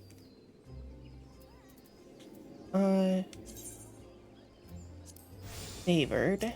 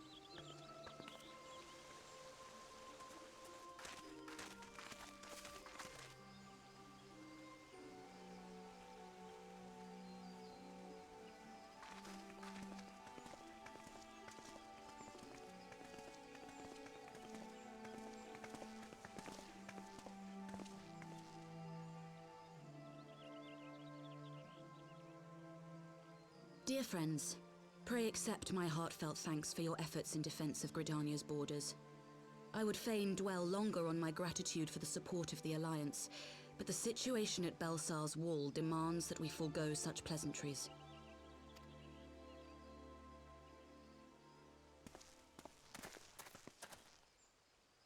According to our most recent intelligence, the cocoon of light that formed in the air above the wall remains undimmed and unbroken. After measuring the cocoon's etheric concentrations, Archon Y'shtola has confirmed the presence of a primal entity. So we must assume that Ilbert's thrice damned god is indeed trapped within. And what news of the Imperials? They're not like to ignore such a spectacle.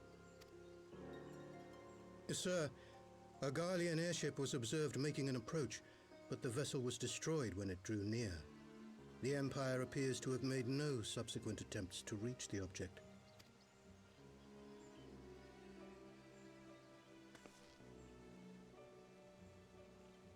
The soldiers who witnessed the incident spoke of a lance of light issuing from within the cocoon, of an entire warship being reduced to smoking ruin in the space of a moment.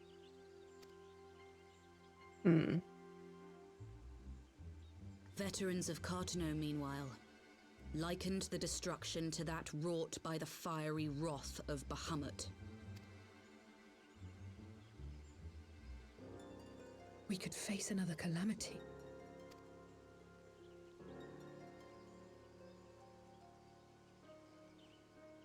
So the Primal is awake then? Contained, yes, but for how long? We must destroy it now, lest it break free. Agreed. There is, however, the small matter of how to get close enough to a being that swats warships from the sky as you would a bothersome gnat.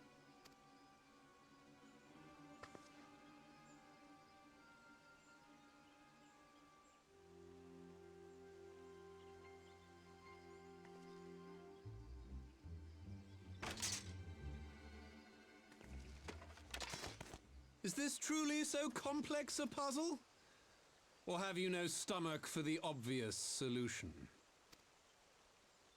You. What in the hells are you doing here? A pleasure to see you too, Garland.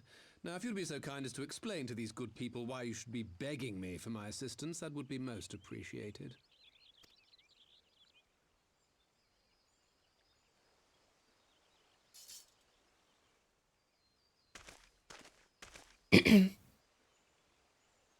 Who is this man?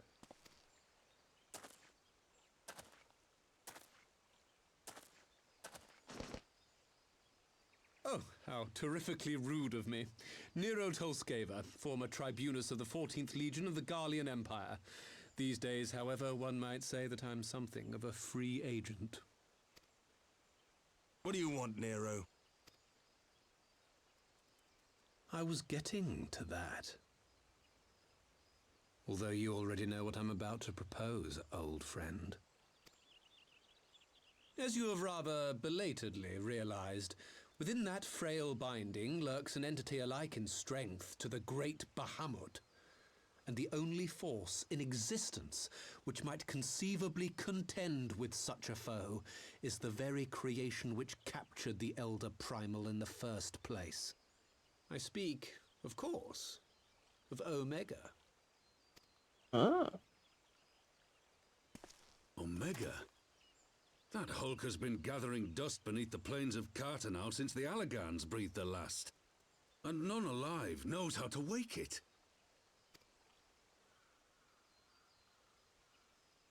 I'm sorry. Do you understand who it is with whom you have the privilege of speaking? I'm Nero Tolskeva, Master Engineer, the mechanical genius who restored the Ultima weapon to full operational capacity. And as luck would have it, I am graciously offering you the use of my considerable expertise. And what, you just expect us to accept? You're a fool if you think your deeds at the Crystal Tower are enough to win my trust, Nero. Trust? You wound me, Garland. All those years, studying side by side at the Academy, sharing both trial and triumph, we were countrymen once, you and I. But sentiment aside, have you a better solution? Or do you mean to send in your vaunted hero there, as you always do, and pray the world is not engulfed in flame?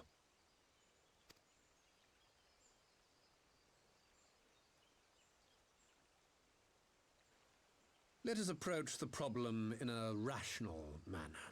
Does not the fact that Omega slumbers in stasis point to the existence of some overriding technology? A means of control? I would ask a question, if I may. Nero, was it not? In the event that we succeeded in using Omega to shackle the Primal in the manner you propose, what then would become of it? Do we not risk repeating the mistakes of the Allagans? Omega is but a tool. How we choose to employ that tool is entirely up to us. Of course, if you would rather leave it buried beneath Cartano while you continue your petty squabbles above, then I suppose that is also your choice.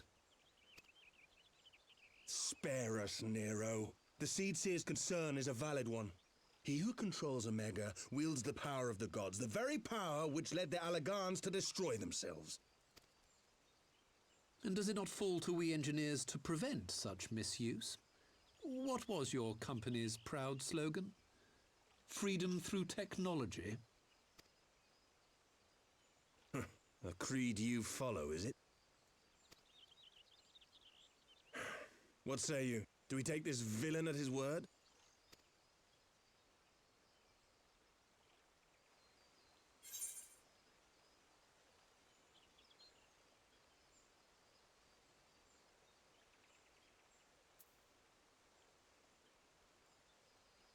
I'll keep an eye on him.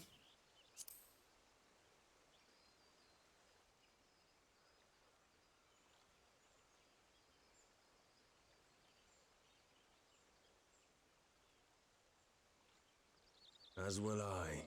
I don't like it, but then it doesn't look like we have much choice.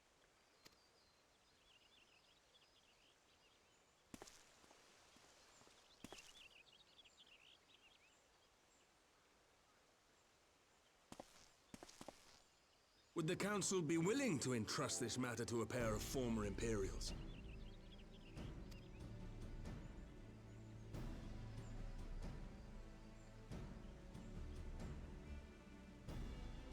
Yes. The task of restoring the Allagan relic will be yours. But the responsibility for its reawakening must remain with the Council. Do we condone this course of action? Aye. It would seem we do. Let the record show that we invest this contingent with the authority to enter Carteneau and take command of Omega. Cid, I appoint you leader of the expedition. Scions, I would ask that you assign some few of your number to escort Master Garland and supervise the other one.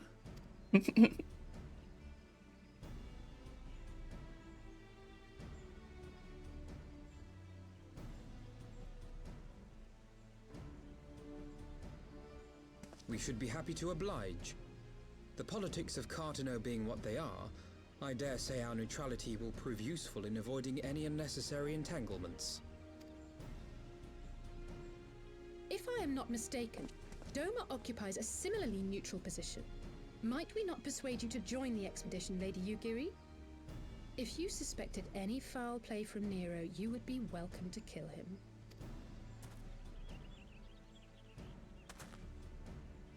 My blade is yours. Not a moment's hesitation, eh? You'll forgive me if I do not shake your hand. I love how we're all just like shading Nero.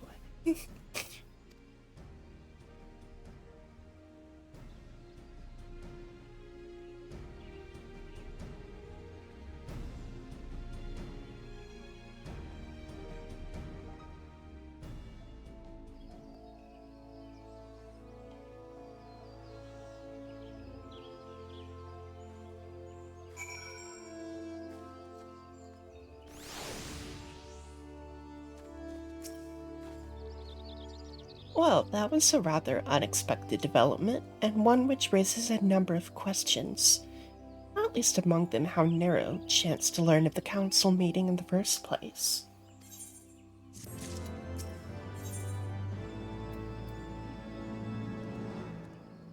Interesting. Cid and the others are assembling at the airship landing. Alice is already on her way, and it would not do to lag too far behind. Let us be off.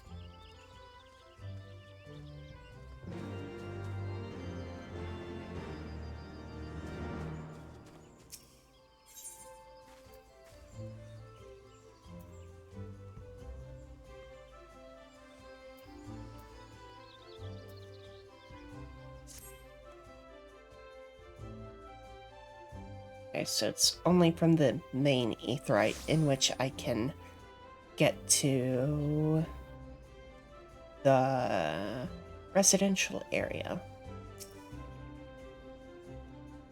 Yuna, Alphino, ready to go?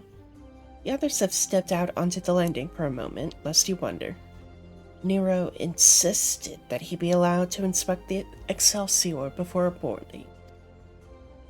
And you let him.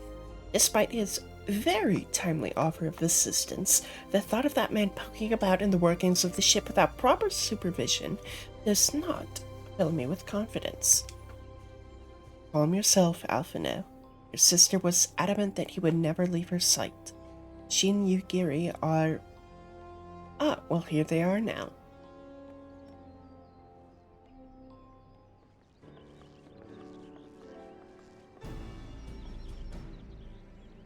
Right, I think that's everyone. Shall I set a course for Carteneau? Ah, might I ask that we delay our departure slightly? I require no more than a few hours at most. Our colleagues are studying the cocoon even as we speak, and I would hear the latest observations ere we proceed. It would seem wise to gain as clear an understanding of the situation as possible before formulating our plan. Oh? I thought Tom was against us. How foolish of me. Hold your tongue. When we want your opinion, we'll ask for it. Forgive me, my lady. I shall keep my counsel until such time as you have finished procrastinating. All right. While Alphino speaks with his colleagues, I shall fly the Excelsior over to Mordona, and we can reconvene at the Rising Stones. My apologies for the trouble. I shall visit Y'shtola and the others forthwith, and join you as soon as I am able. Una, pray accompany Alice back to the Rising Stones. I should feel safer knowing you are present to entertain our guest. Right. Everyone heading to Mordona is welcome to travel aboard the Excelsior. I'll clear things with the girl at the counter here. Let her know when you're ready to leave.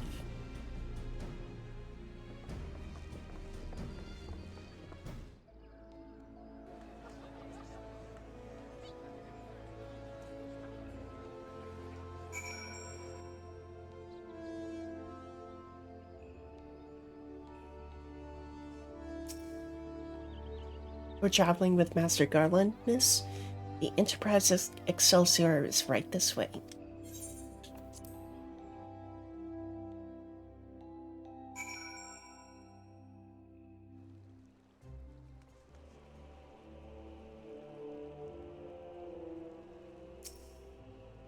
Oh. Not quite a door-to-door service, but I couldn't exactly land her in the toll's main square. Shall we adjourn to the Rising Stones, then?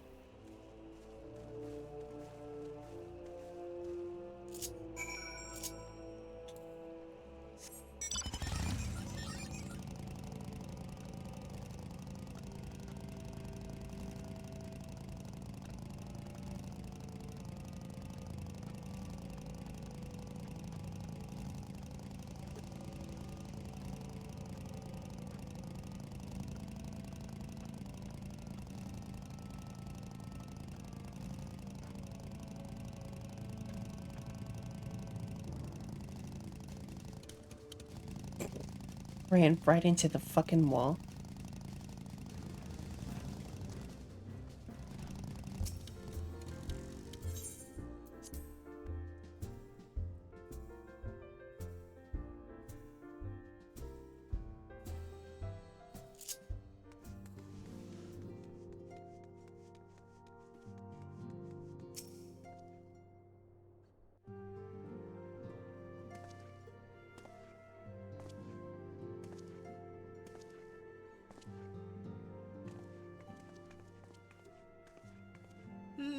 So these are the fabled headquarters of the Scions. I confess I would have expected an order of self-proclaimed warrior scholars to surround themselves with the fruits of man's enlightenment. And yet there's not so much as a single piece of magitech in sight. It never ceases to amaze me how primitive you Eorzeans truly are. Oh, I'll have you know that the Rising Stones is home to the very latest in magitech innovation. Wedge calls it the Mark 14 Thermocoil Boilmaster, and it's the finest kettle I've ever had the pleasure to own.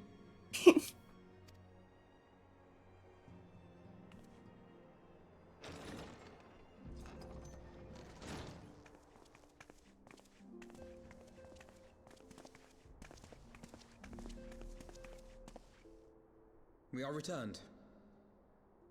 Well, Ida and I, at least. Y'shtola and the others remain behind to continue their assessment of the binding magic. There didn't seem much point staying just for that, so I decided to come back with Alphino. Papalimo bought us this time. We shouldn't waste it.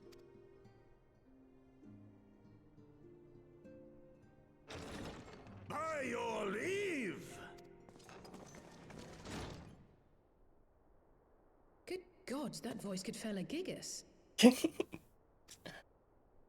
This is the Rising Stones, domicile of the Scions of the Seventh Dawn.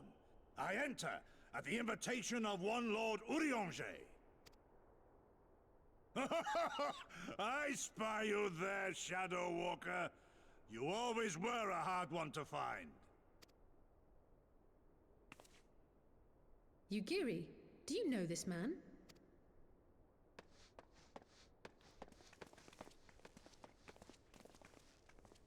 Gosetsu! Why are you come to Eorzea? In search of you, Yugiri. For days and nights did I row across the angry sea. I made port in good spirits, only for my own flesh to betray me over the trifling matter of an empty belly. Collapsed in the street like an unfed stray I was, until Lord Urianger came to my aid. Over a most welcome meal, we spoke of the plight of Doma, and I learned of our displaced countrymen's work to resettle this blighted land. 'Twas blind fortune that I was able to locate you so swiftly. But now we must make ready to depart. Our master languishes in dire peril, and Doma calls her daughter home.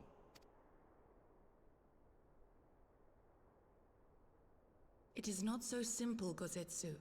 There are obligations which bind me here. You refuse? Did you mislay your oath during your flight from our homeland? The laws of hospitality must be honored, but surely the vow to defend your master demands the greater obeisance.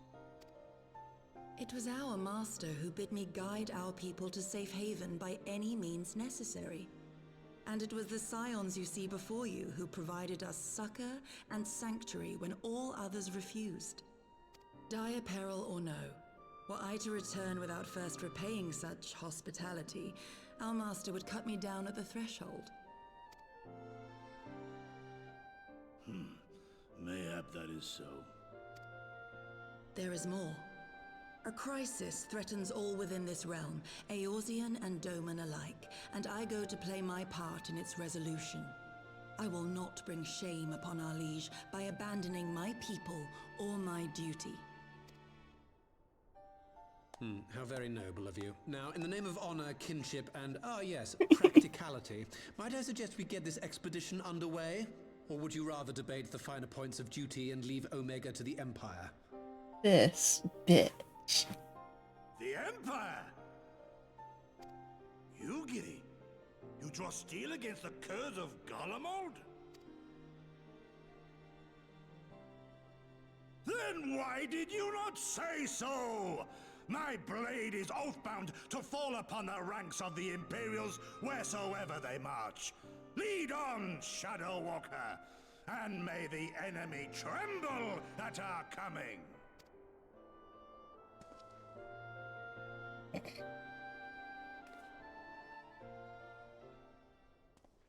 Man, I fucking love this dude already.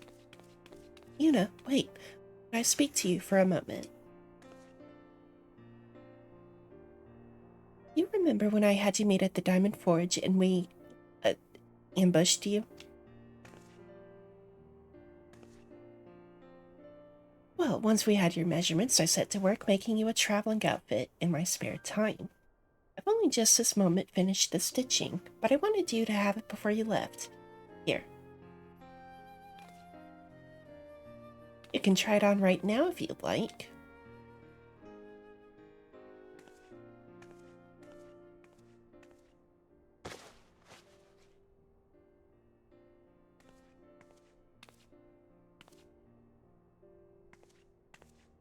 Aw, wait, that's cute.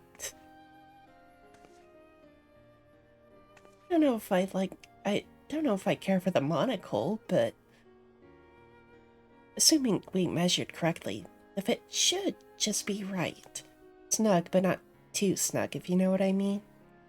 So, how does it feel? You're not just saying that, are you? Oh, I can't tell you how much this means to me. To have captured something worthy of the Warrior of Light it's... Well, let's just say it makes all the practice worthwhile. I also sewed in a blood pearl charm to, bring you home. May it always protect you.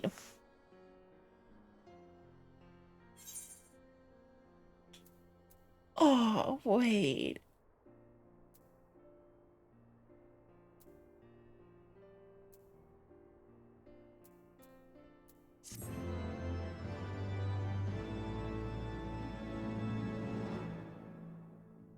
That's so cute.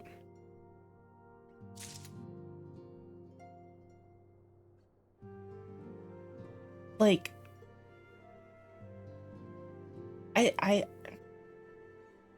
this is me, right? But the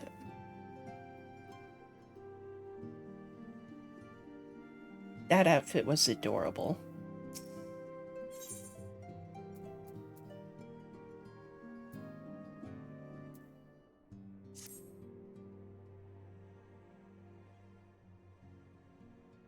So, we have to wake Omega up, right?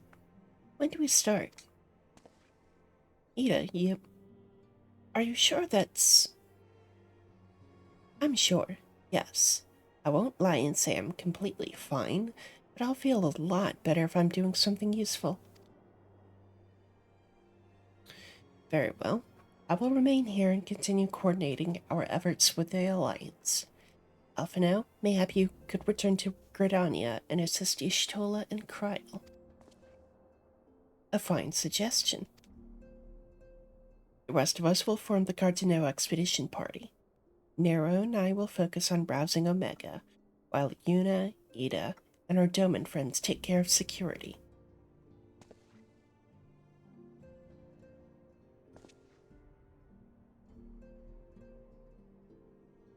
The Excelsior is by the lake just outside town.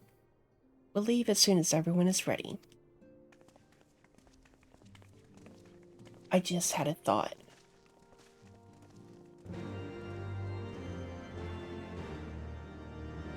Do I have red dye?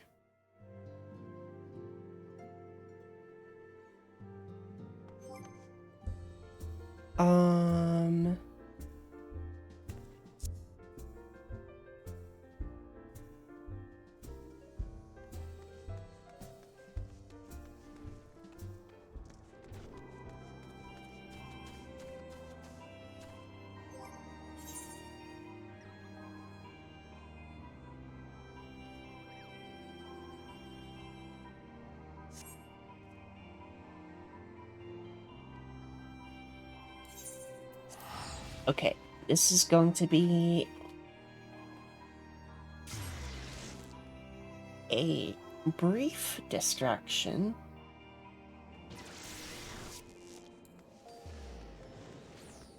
And I just ask that you let me cook. Actually, I can... okay, so I do have... Well, no, that was pink dye. Coral pink.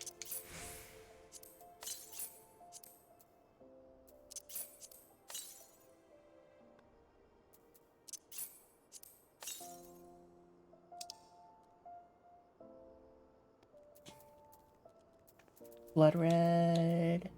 Salmon pink. Since okay.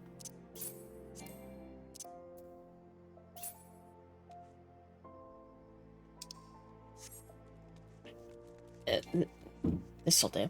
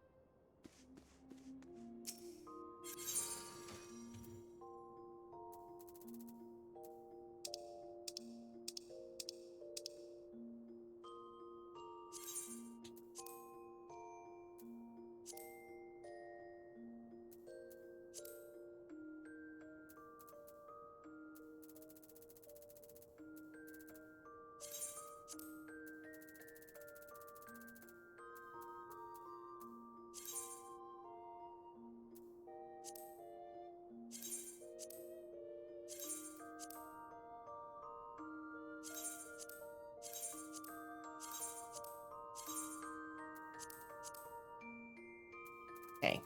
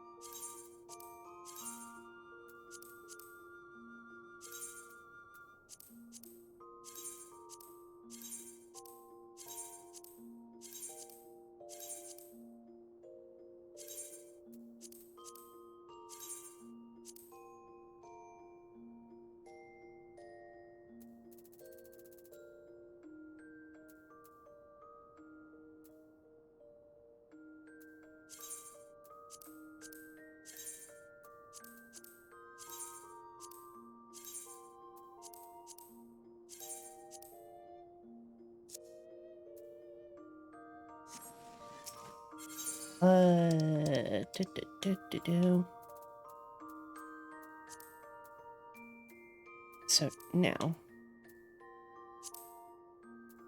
it is dyeable. Perfect.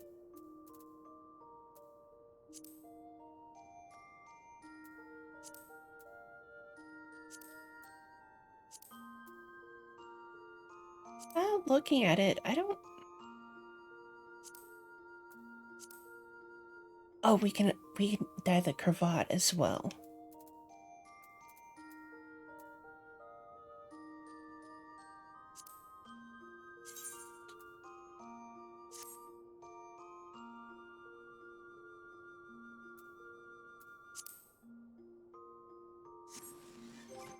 Okay.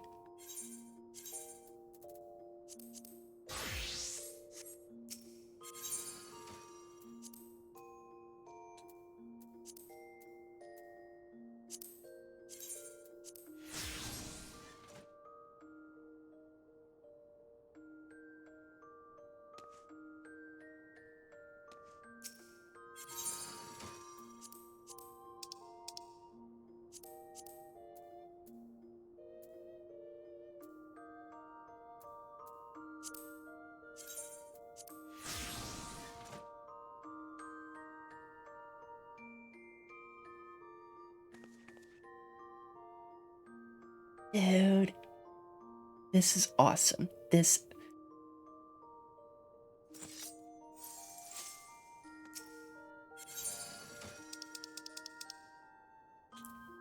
is it. This is my red mage.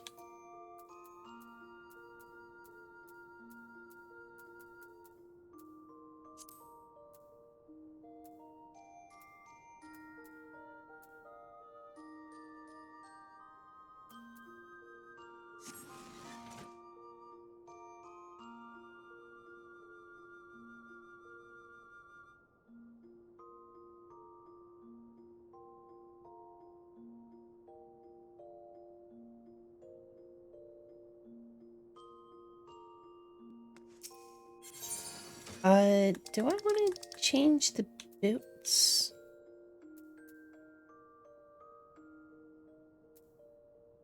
I mean,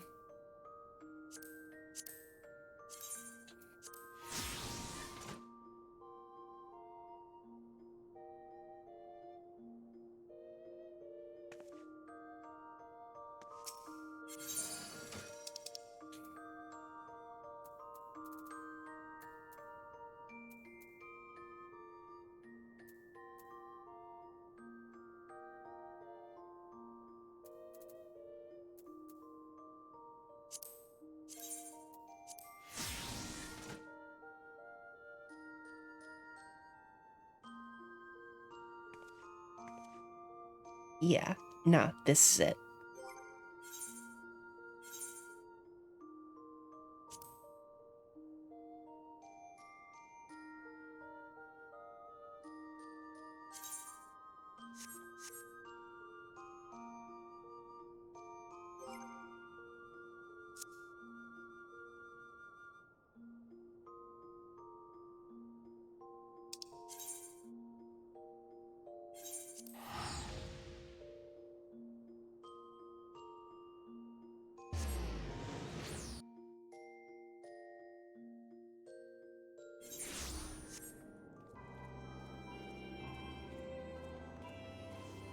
Actually,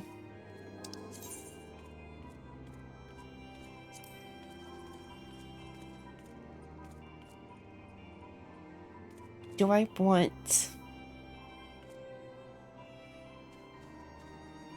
a hat? A red hat? I kinda do. I'm not gonna lie.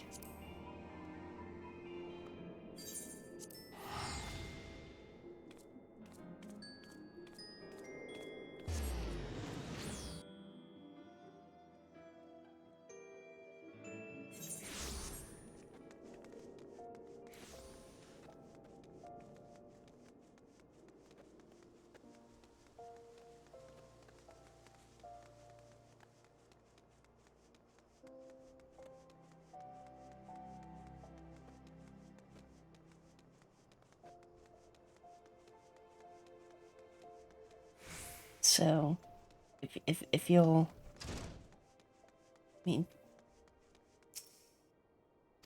just a little bit more, a little bit longer, and then we'll lock in.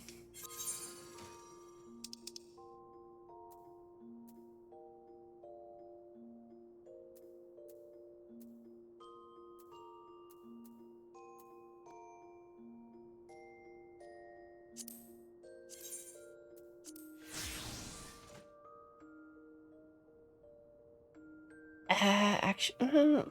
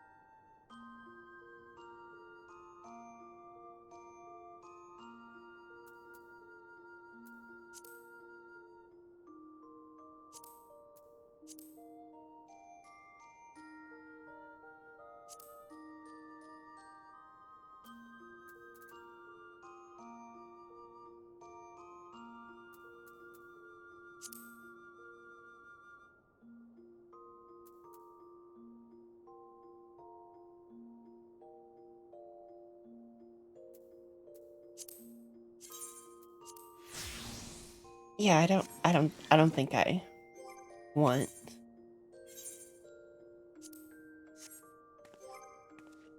I don't think I want a hat. If I get a cooler hat, maybe.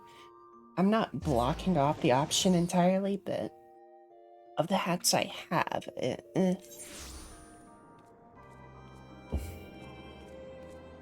they don't really fit.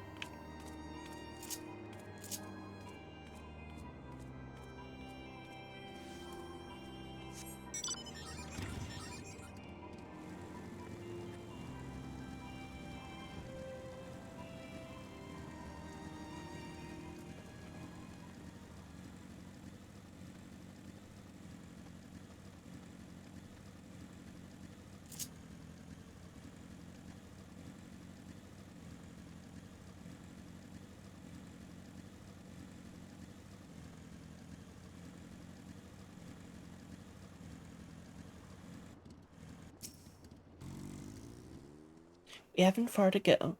With any luck, we'll be in Cartino before Gosetsu graces the deck with his dinner. Once there, however, we had best be on our guard, given that Elen Roi was still active when Omega was discovered. We can be sure that the Empire has long been aware of its existence, and if Nero deemed it the obvious solution to the threat posed by the Snoo Primal, it is not impossible that Garlemald might also do the same. Have your weapons ready and your wits about you. Something tells me we're flying into a fight.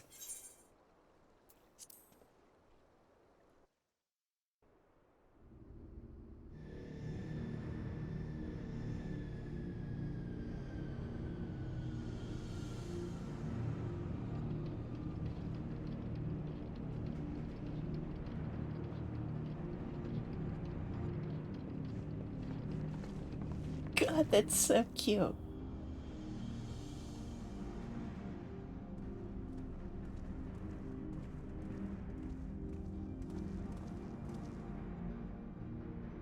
Now, where was that? Ah.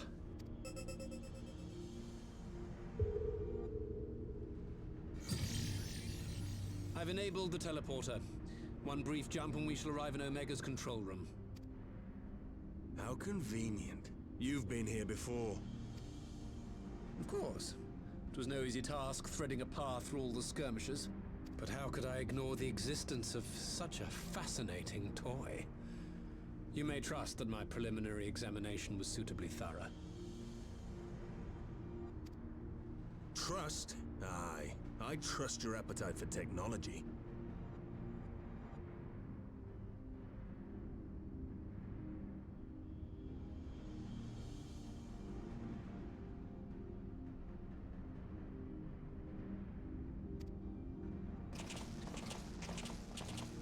I chased down a suspect airship, and who should I find but the traitor, Sid Garland.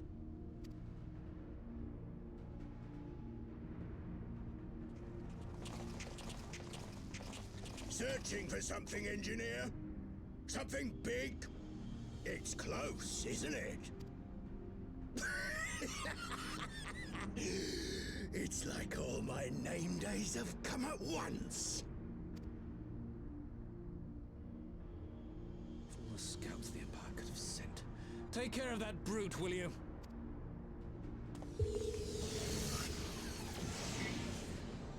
God damn it. Can't let Nero tinker around in there by himself. I'm sorry to leave you to it, but I dare say you'll manage without me. This clod has no idea who he's dealing with.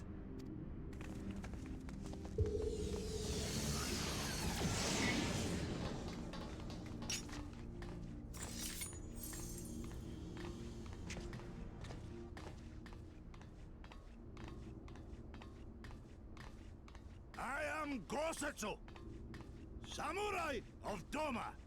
You will rue your choice of opponent this day.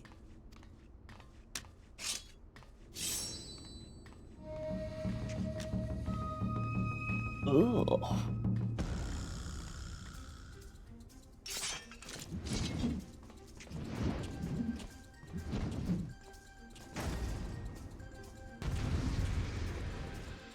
I like this music. Why can't we do that? His music.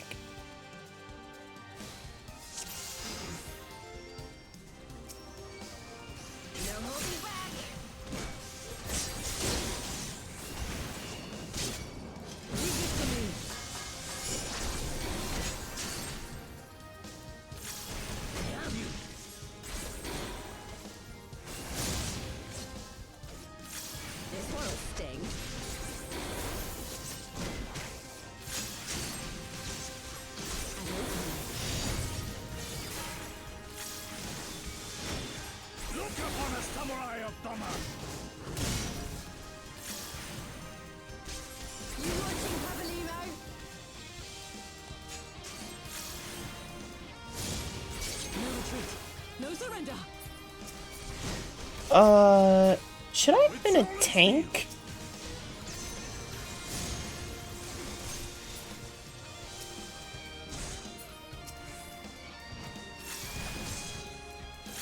It's all over now.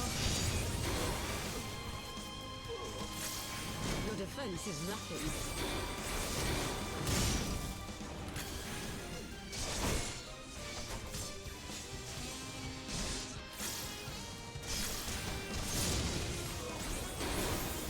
To strike!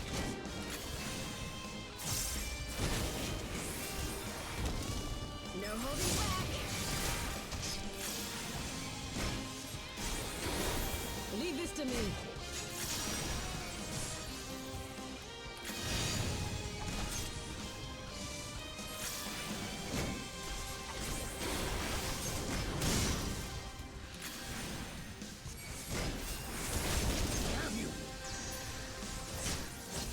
I think I should have been a tank. Because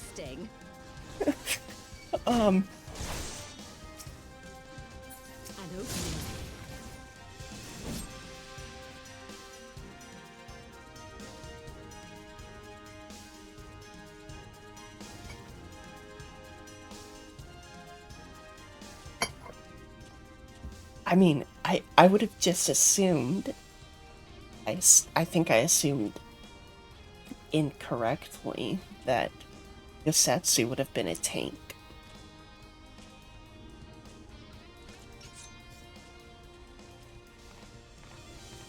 Wouldn't be the first time.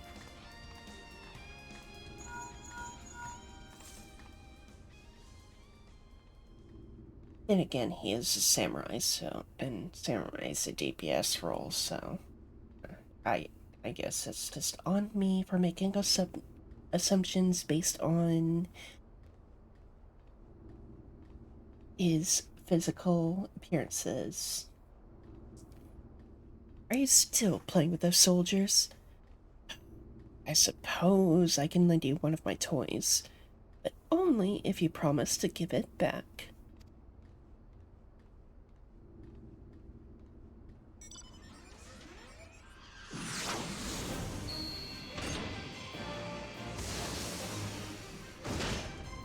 Ooh. Behold, the Red Baron. Now end this nonsense.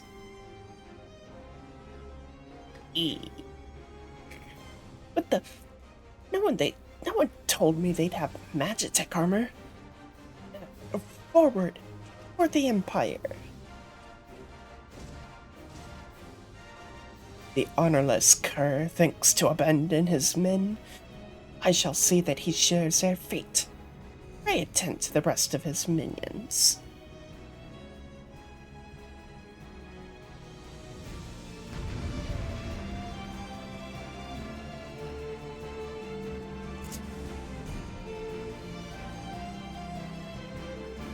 It's all over now.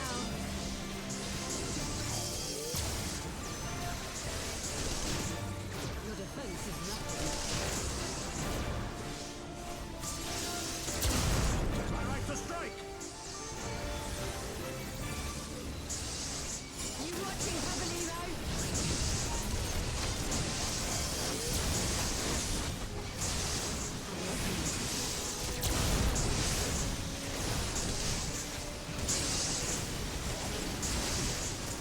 Look upon a samurai of Doma!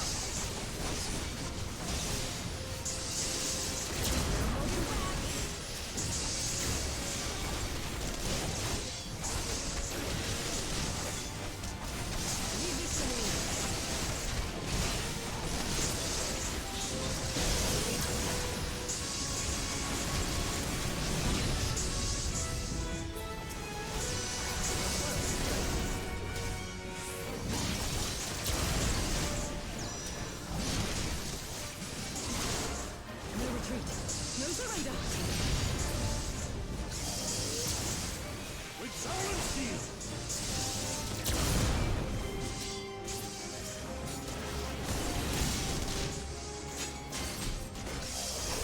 All over now. Your defense is lacking.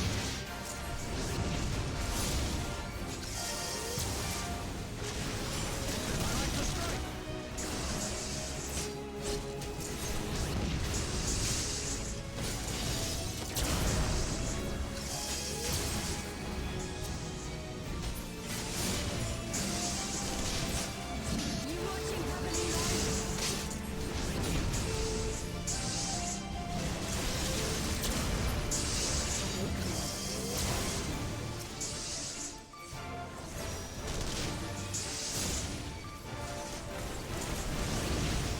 Look upon a samurai of Doma!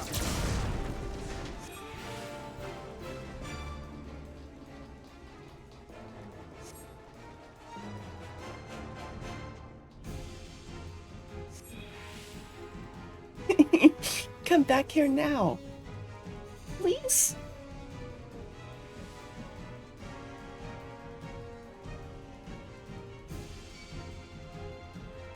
No holding back. Leave this to me.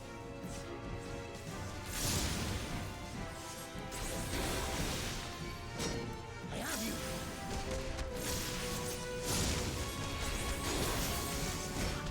This one'll sting.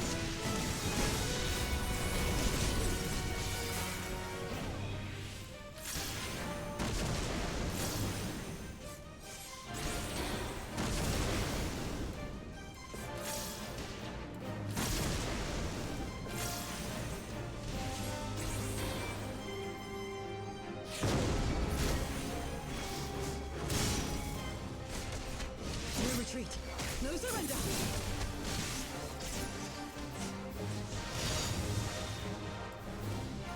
With solid steel! It's all over now.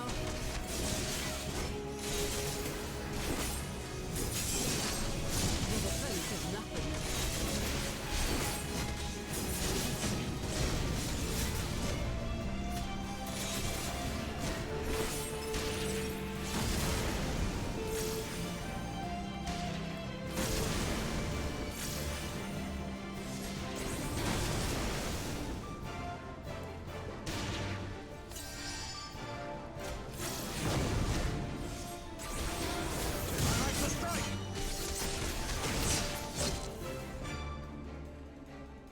Yay.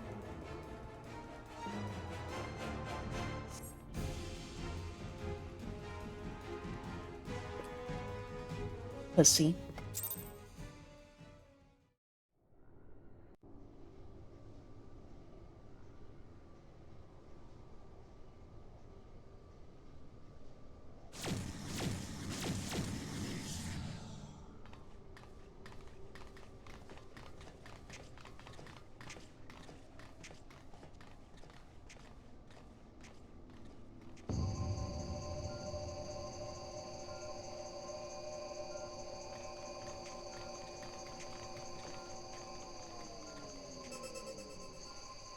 Temporal stasis disengaged. All systems operational. Garland?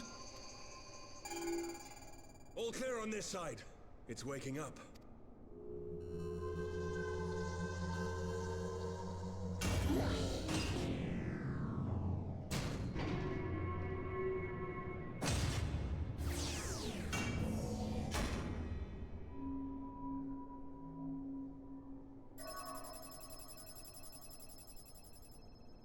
Remarkable.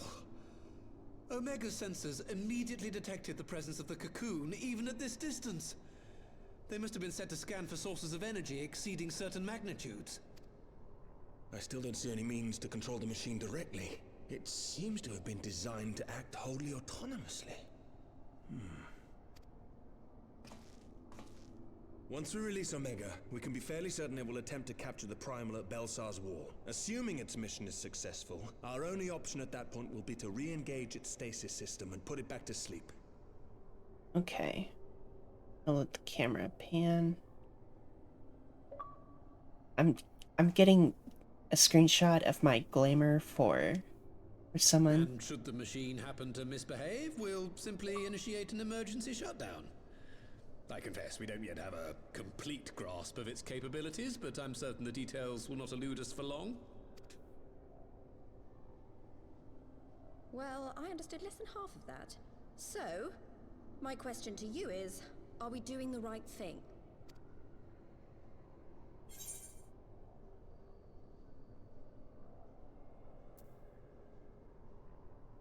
There any other way?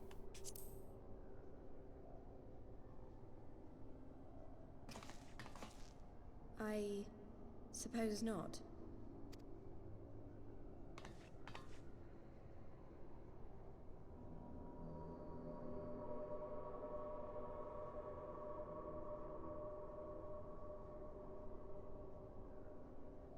All right. Step aside, Sid. Is this the thing I need to press? Yes, that's the one.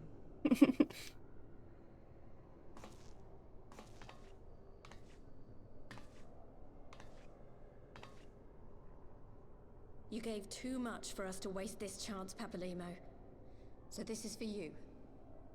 And me.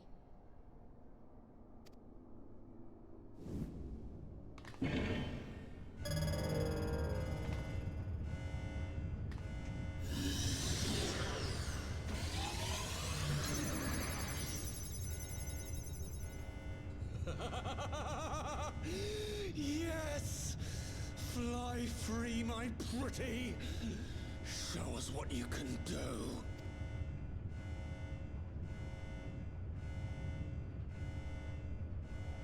The launch sequence has begun. Omega is loose. I don't have a fantastic feeling about releasing something called Omega, and that may just be my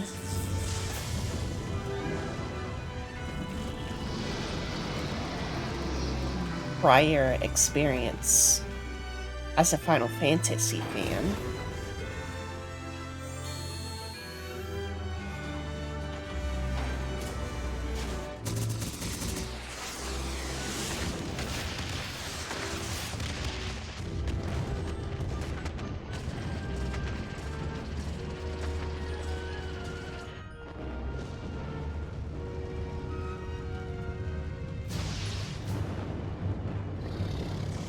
Wait.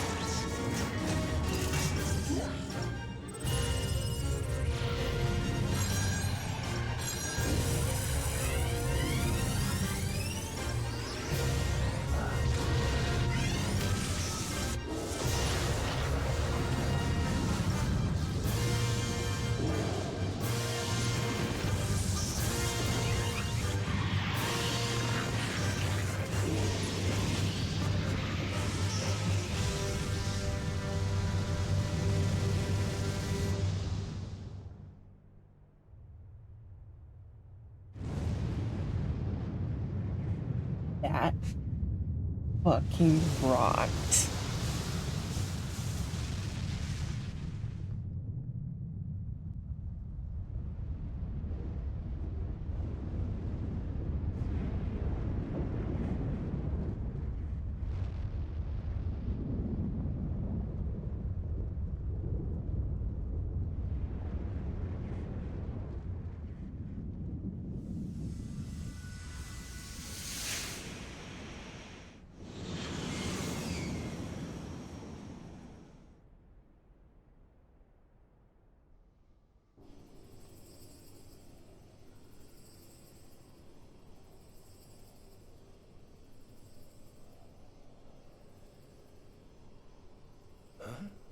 Omega has stopped transmitting. But that shouldn't be. I didn't engage the stasis system. And what does this signify? I have little understanding of these contrivances.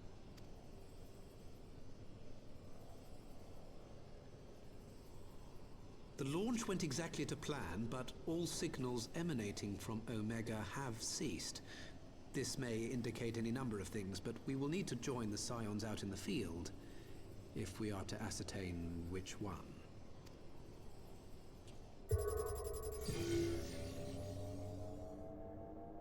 Right. I've ordered a malfunctioning beast to go to sleep. That should prevent any unfortunate mishaps. I suggest we make our way back to Gridania.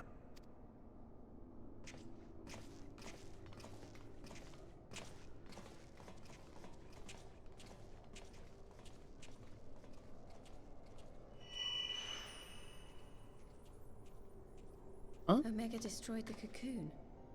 What the fuck happened to your tattoo? Papalimo's spell is fading.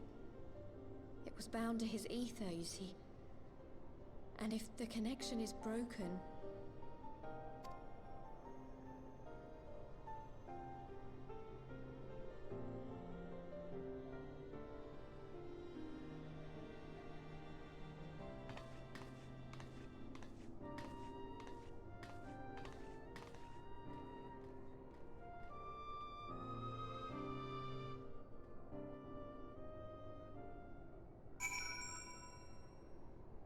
Hey, give me just a second.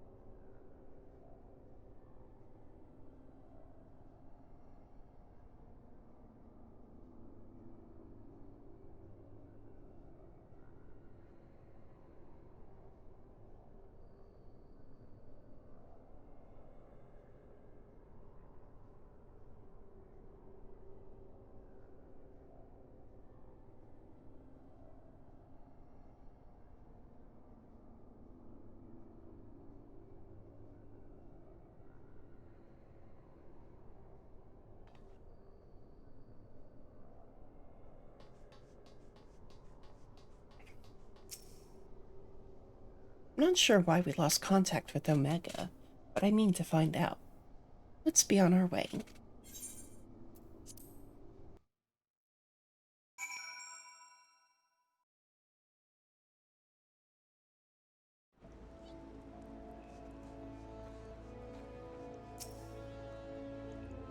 One moment, everything was functioning perfectly, and the next it wasn't. It makes no sense. We need to see what happened for ourselves, and soon.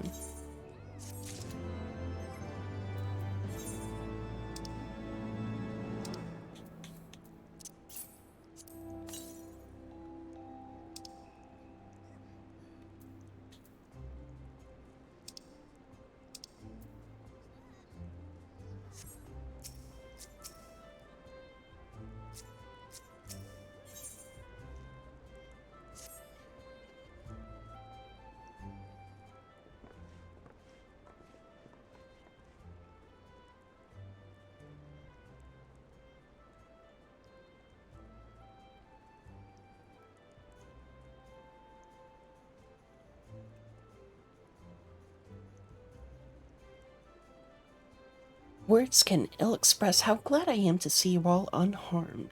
When Omega came hurtling towards the cocoon, everything dissolved into chaos.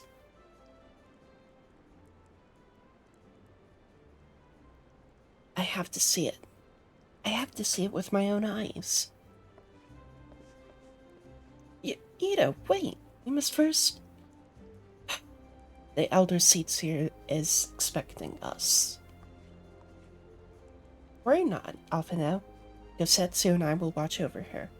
You may safely attend your meeting. I thanks, Yukiri.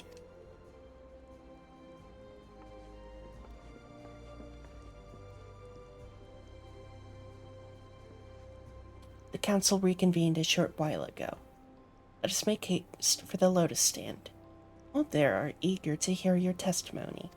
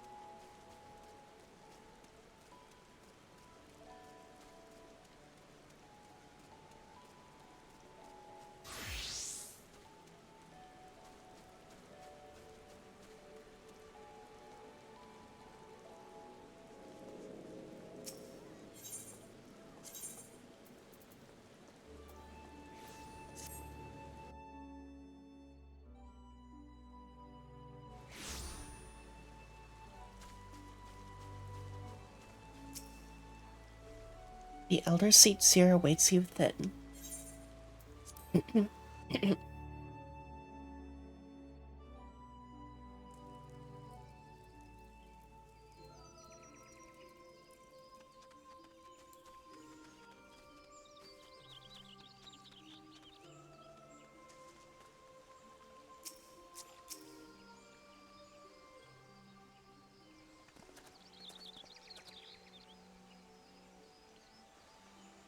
My friends, full eagerly have we awaited your return. You indeed could have discharged the duty entrusted to you, and most humbly do we thank you for seeing it done. You are too kind, Elder Seer. As I recall, we have good estimated the right to try. But tell me, how did the battle unfold? We succeeded in waking Omega High. We lost contact with the weapon shortly after it launched. From our position in the control room, we were blind to all that followed. What words could do justice to such a scene? Not of my choosing, that much is certain. But I can't give you the facts. The cocoon hatched even as Omega arrived, and from its midst rose a great dragon. The pair duly set about each other in the skies over Girabania. The primal's might defied belief. It seemed the very heavens would be rent asunder by the force of its blows, and it wielded such magics as I have never seen, and hope never to see again. The battle raged on with no end in sight, until both combatants were engulfed in a blinding flash of light. When the radiance faded, I saw the pair fall motionless from the sky, coming to rest somewhere on Alamegan soil. I will not speak for the rest, but to my eye it seemed that each had landed a fatal blow upon the other. While most among us could think only of Bahamut when looking upon the primal form, Domans were heard to whisper the name Shinryu. Oh. It would appear that the being resembles a creature of Far Eastern legend, and we have found it convenient to refer to it as such. This Shinryu's fate, and indeed that of Omega, is yet unknown. We have, alas, no eyes on the Girabanian side of the border. Aye, which is why we have sent our main force under the command of Marshal Tarubin to capture the wall. With the Imperials in disarray, we have the perfect opportunity to secure Gridania's border and assess the aftermath of the impact. I myself will join the Marshal and his men when the council is adjourned. Well, that explains a few things.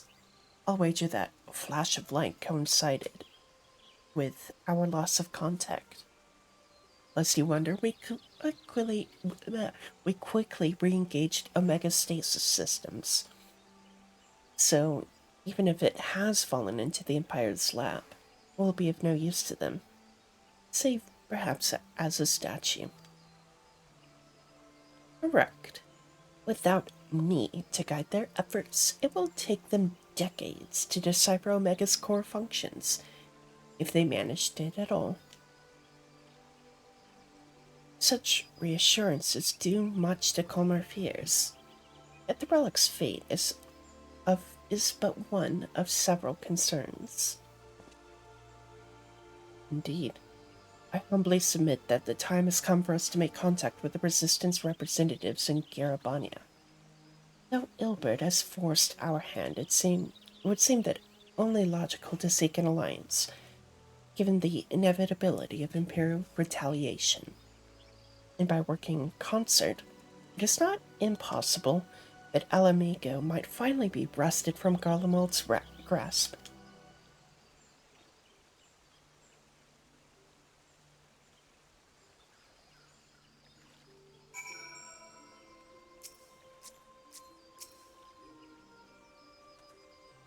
You must be exhausted.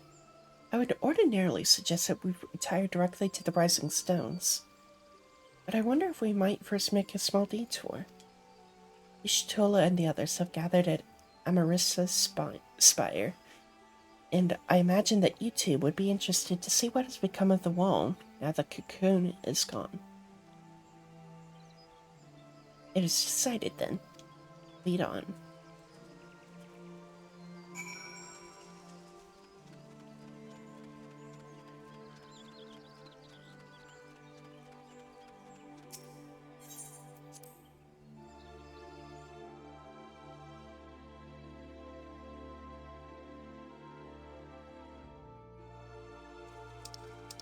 What?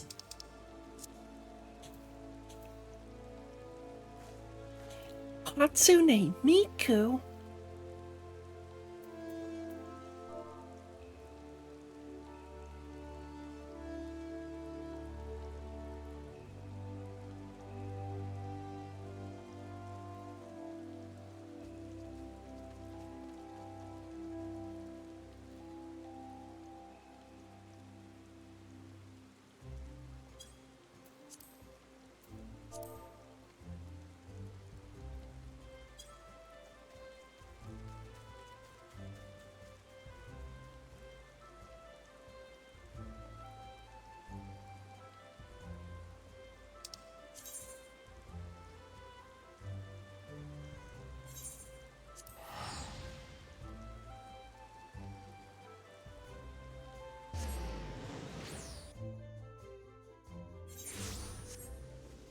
You'd have to have been an OG of this game to have that name.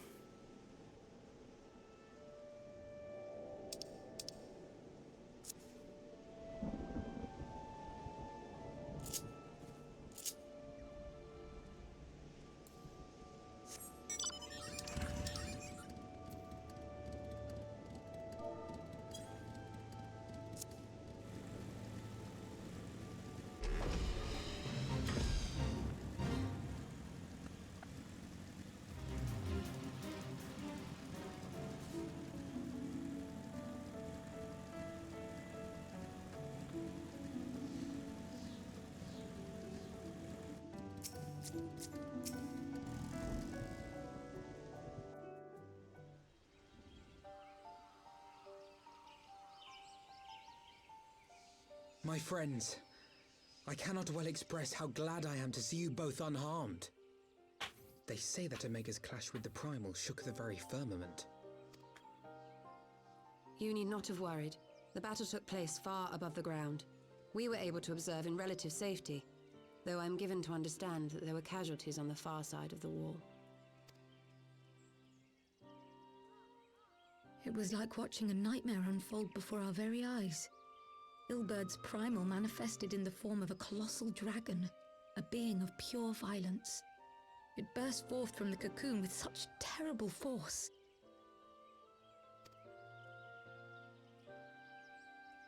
That such a horror should spring from the eyes of Nidhogg comes as no surprise. Nor do I wonder at its form. Ilbert all but announced it in the moments prior to his death. Plainly, it was his dying wish to visit a second calamity upon the Empire.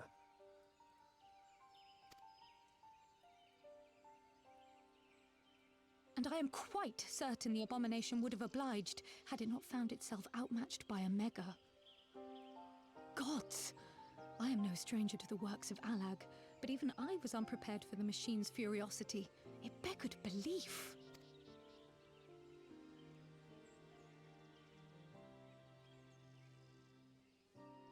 And how fares poor Ida in the midst of all this? Have you spoken with her? She is up on the platform, lost in thought. We deemed it best not to disturb her, but mayhaps she would welcome some company after all. Shall we? What the fuck was that?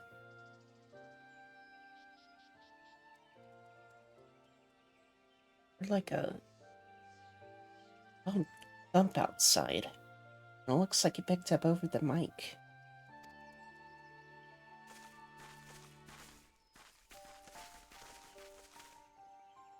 I don't know.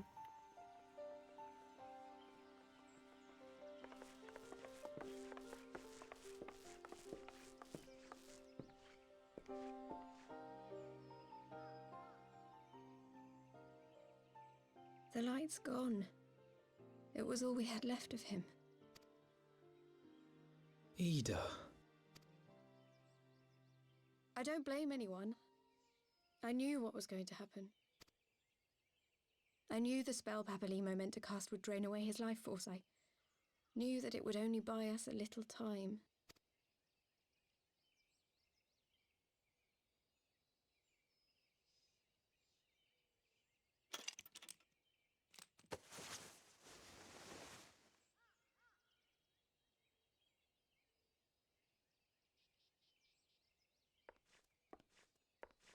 Ida, there is no need to explain.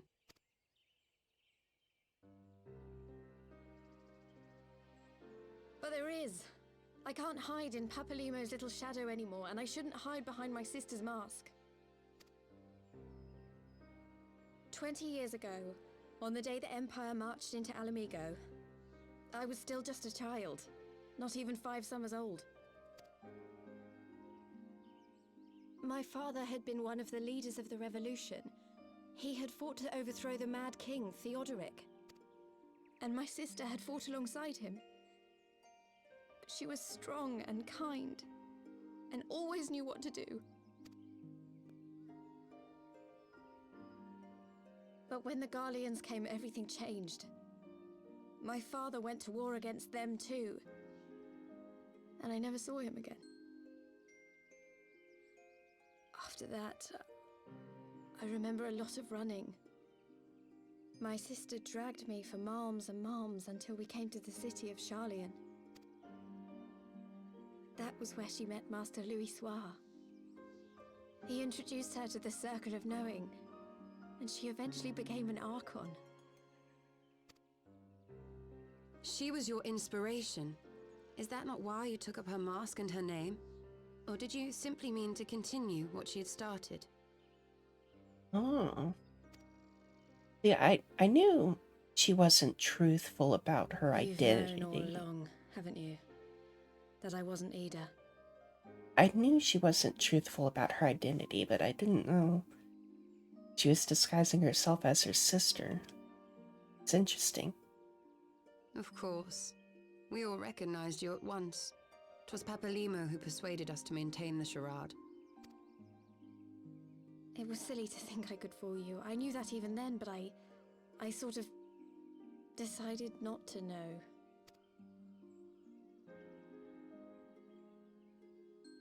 Ida died 6 years ago, on a mission to smuggle refugees out of Alamigo. They say she was overwhelmed by Imperial soldiers when she stayed behind to save a little girl. She was so strong. There must have been a lot of them.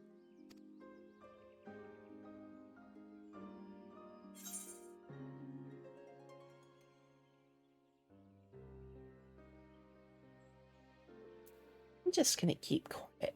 Keep quiet.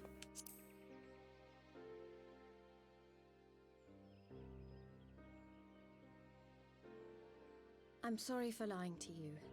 My real name is Lise. When Papalimo brought me Ida's mask, it was meant as a keepsake, but I decided I wanted to be his new partner, to keep alive all the good that she had done. I didn't want to become Ida, exactly. At the time, though, I still didn't know who I was myself, and it almost seemed easier to play the role. Papalimo agreed to help, of course, but it was never what he wanted for me. He wanted me to walk my own path, and those were his final words to me.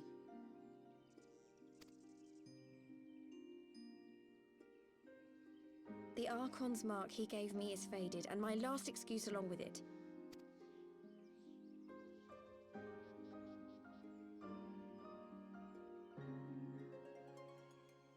So this is it. Whatever I choose to do from now on, I do as Lys. And I choose to continue my family's fight.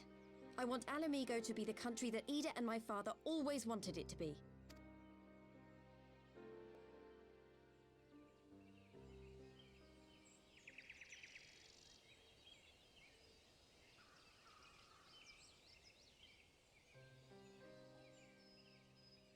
War is upon us once more. Do you regret standing against the Empire? Would you have chosen a different road, knowing what you know now? To claim that I never doubted the decision would be a lie. But I made my choice, and I have defended it with blade in hand ever since.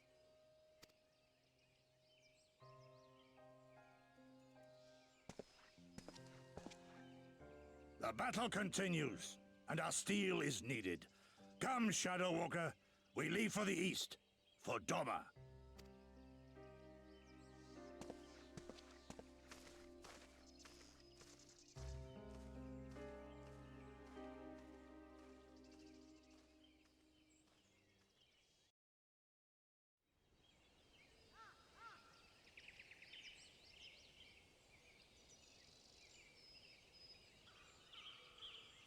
It was brave of Lys to remove her mask after so long. Though she had scarce begun to come to terms with Papalimo's loss, that one act made plain her determination to move forward. And should she ever falter, we shall be there to support her on this road she has resolved to walk.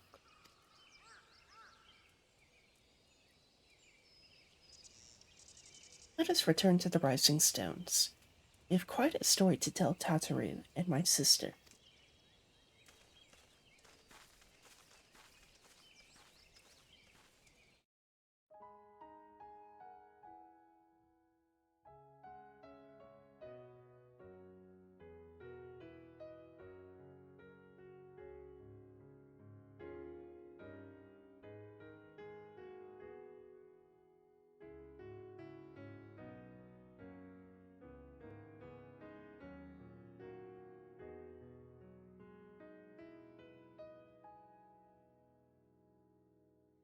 Children of the land, do you hear?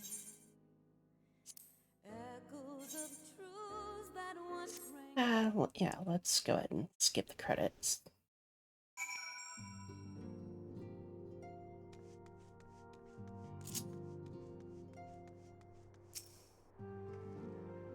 He may have mentioned, but Alphino has apprised me of all that came to pass in Gridania. Your only task now is to rest. This is the calm before the storm. Lisa has chosen her path, and as her friends, we must do what we can to support that choice. We are fated to join the conflict in any case. Once the Alliance has taken the wall and opened the way to Girabania, we will have little choice but to fight. Which is not to say the cause is unworthy. After all, ignoring the plight of those whom one might conceivably save is not wisdom, but indolence, correct?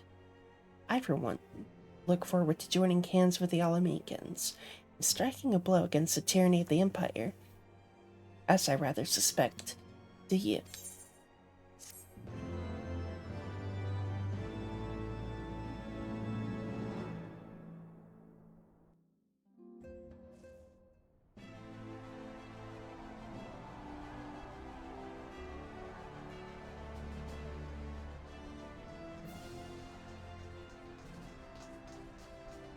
Quick march. The Imperials will soon come to their senses, and we must be ready to face their retribution.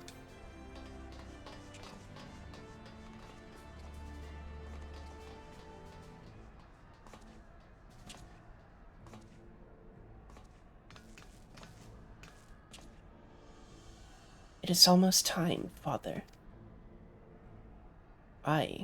Almost. Stand firm, Pippin. I learned to brace myself against the charge of the Bull of Alamiga. No foe will dislodge me.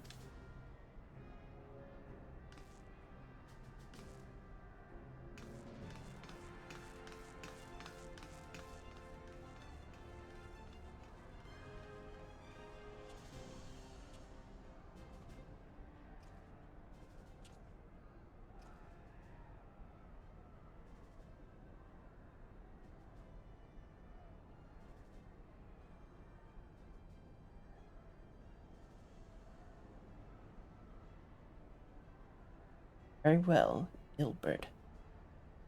I will take our homeland back. For the both of us.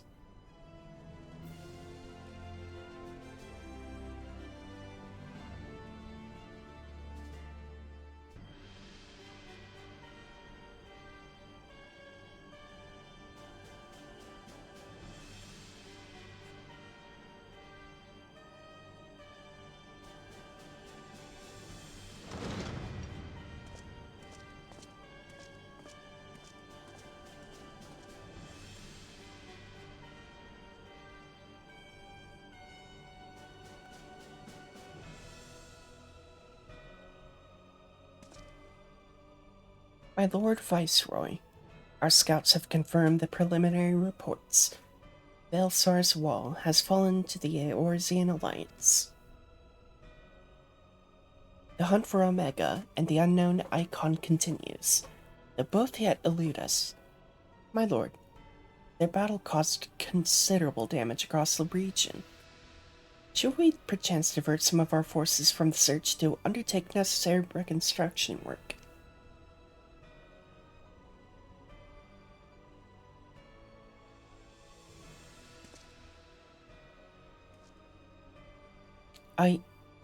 Forgive me, my lord. I did not intend. Your will be done.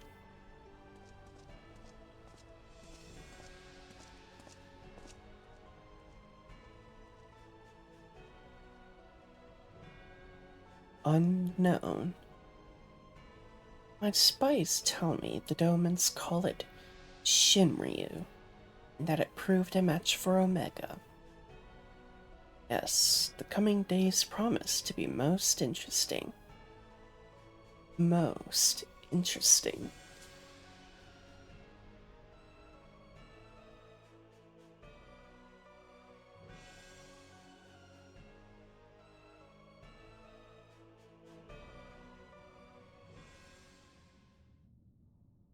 Far edge of fate, the road begins anew. Heroes look to the eastern skies and behold their crimson hue.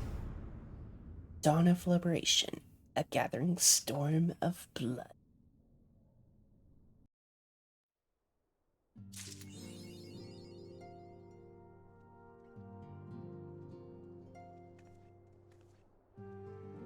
Awesome, so I guess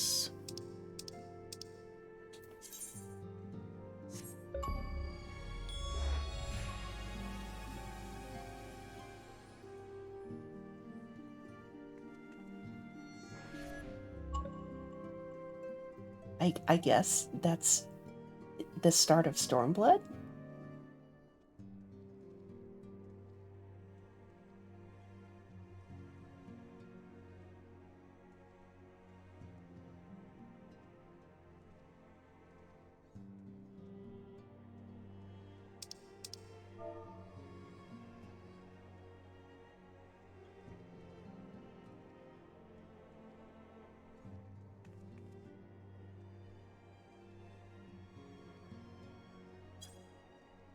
Um,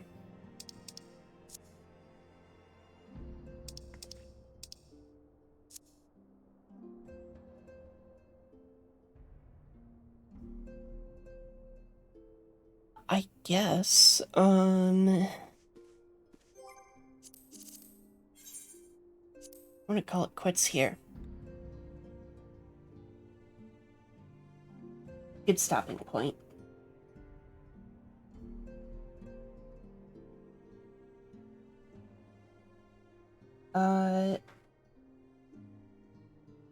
I will be streaming tomorrow, but not this.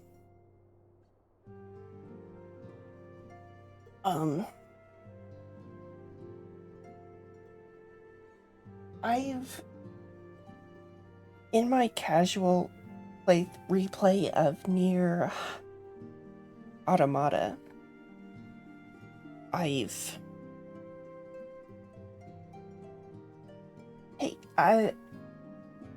so I talked about doing, fighting an optional boss, wickedly underleveled, and it got me thinking.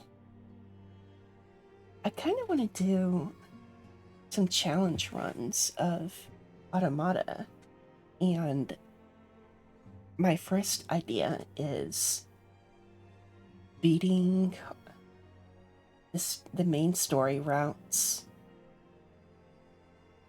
with only bare fists. So, it should be fun. I'll be streaming that tomorrow, and I think I'll be doing that every Thursday. Every Thursday we'll be doing challenge run videos. Yeah, that's gonna be it for me. Thanks for watching. Thanks for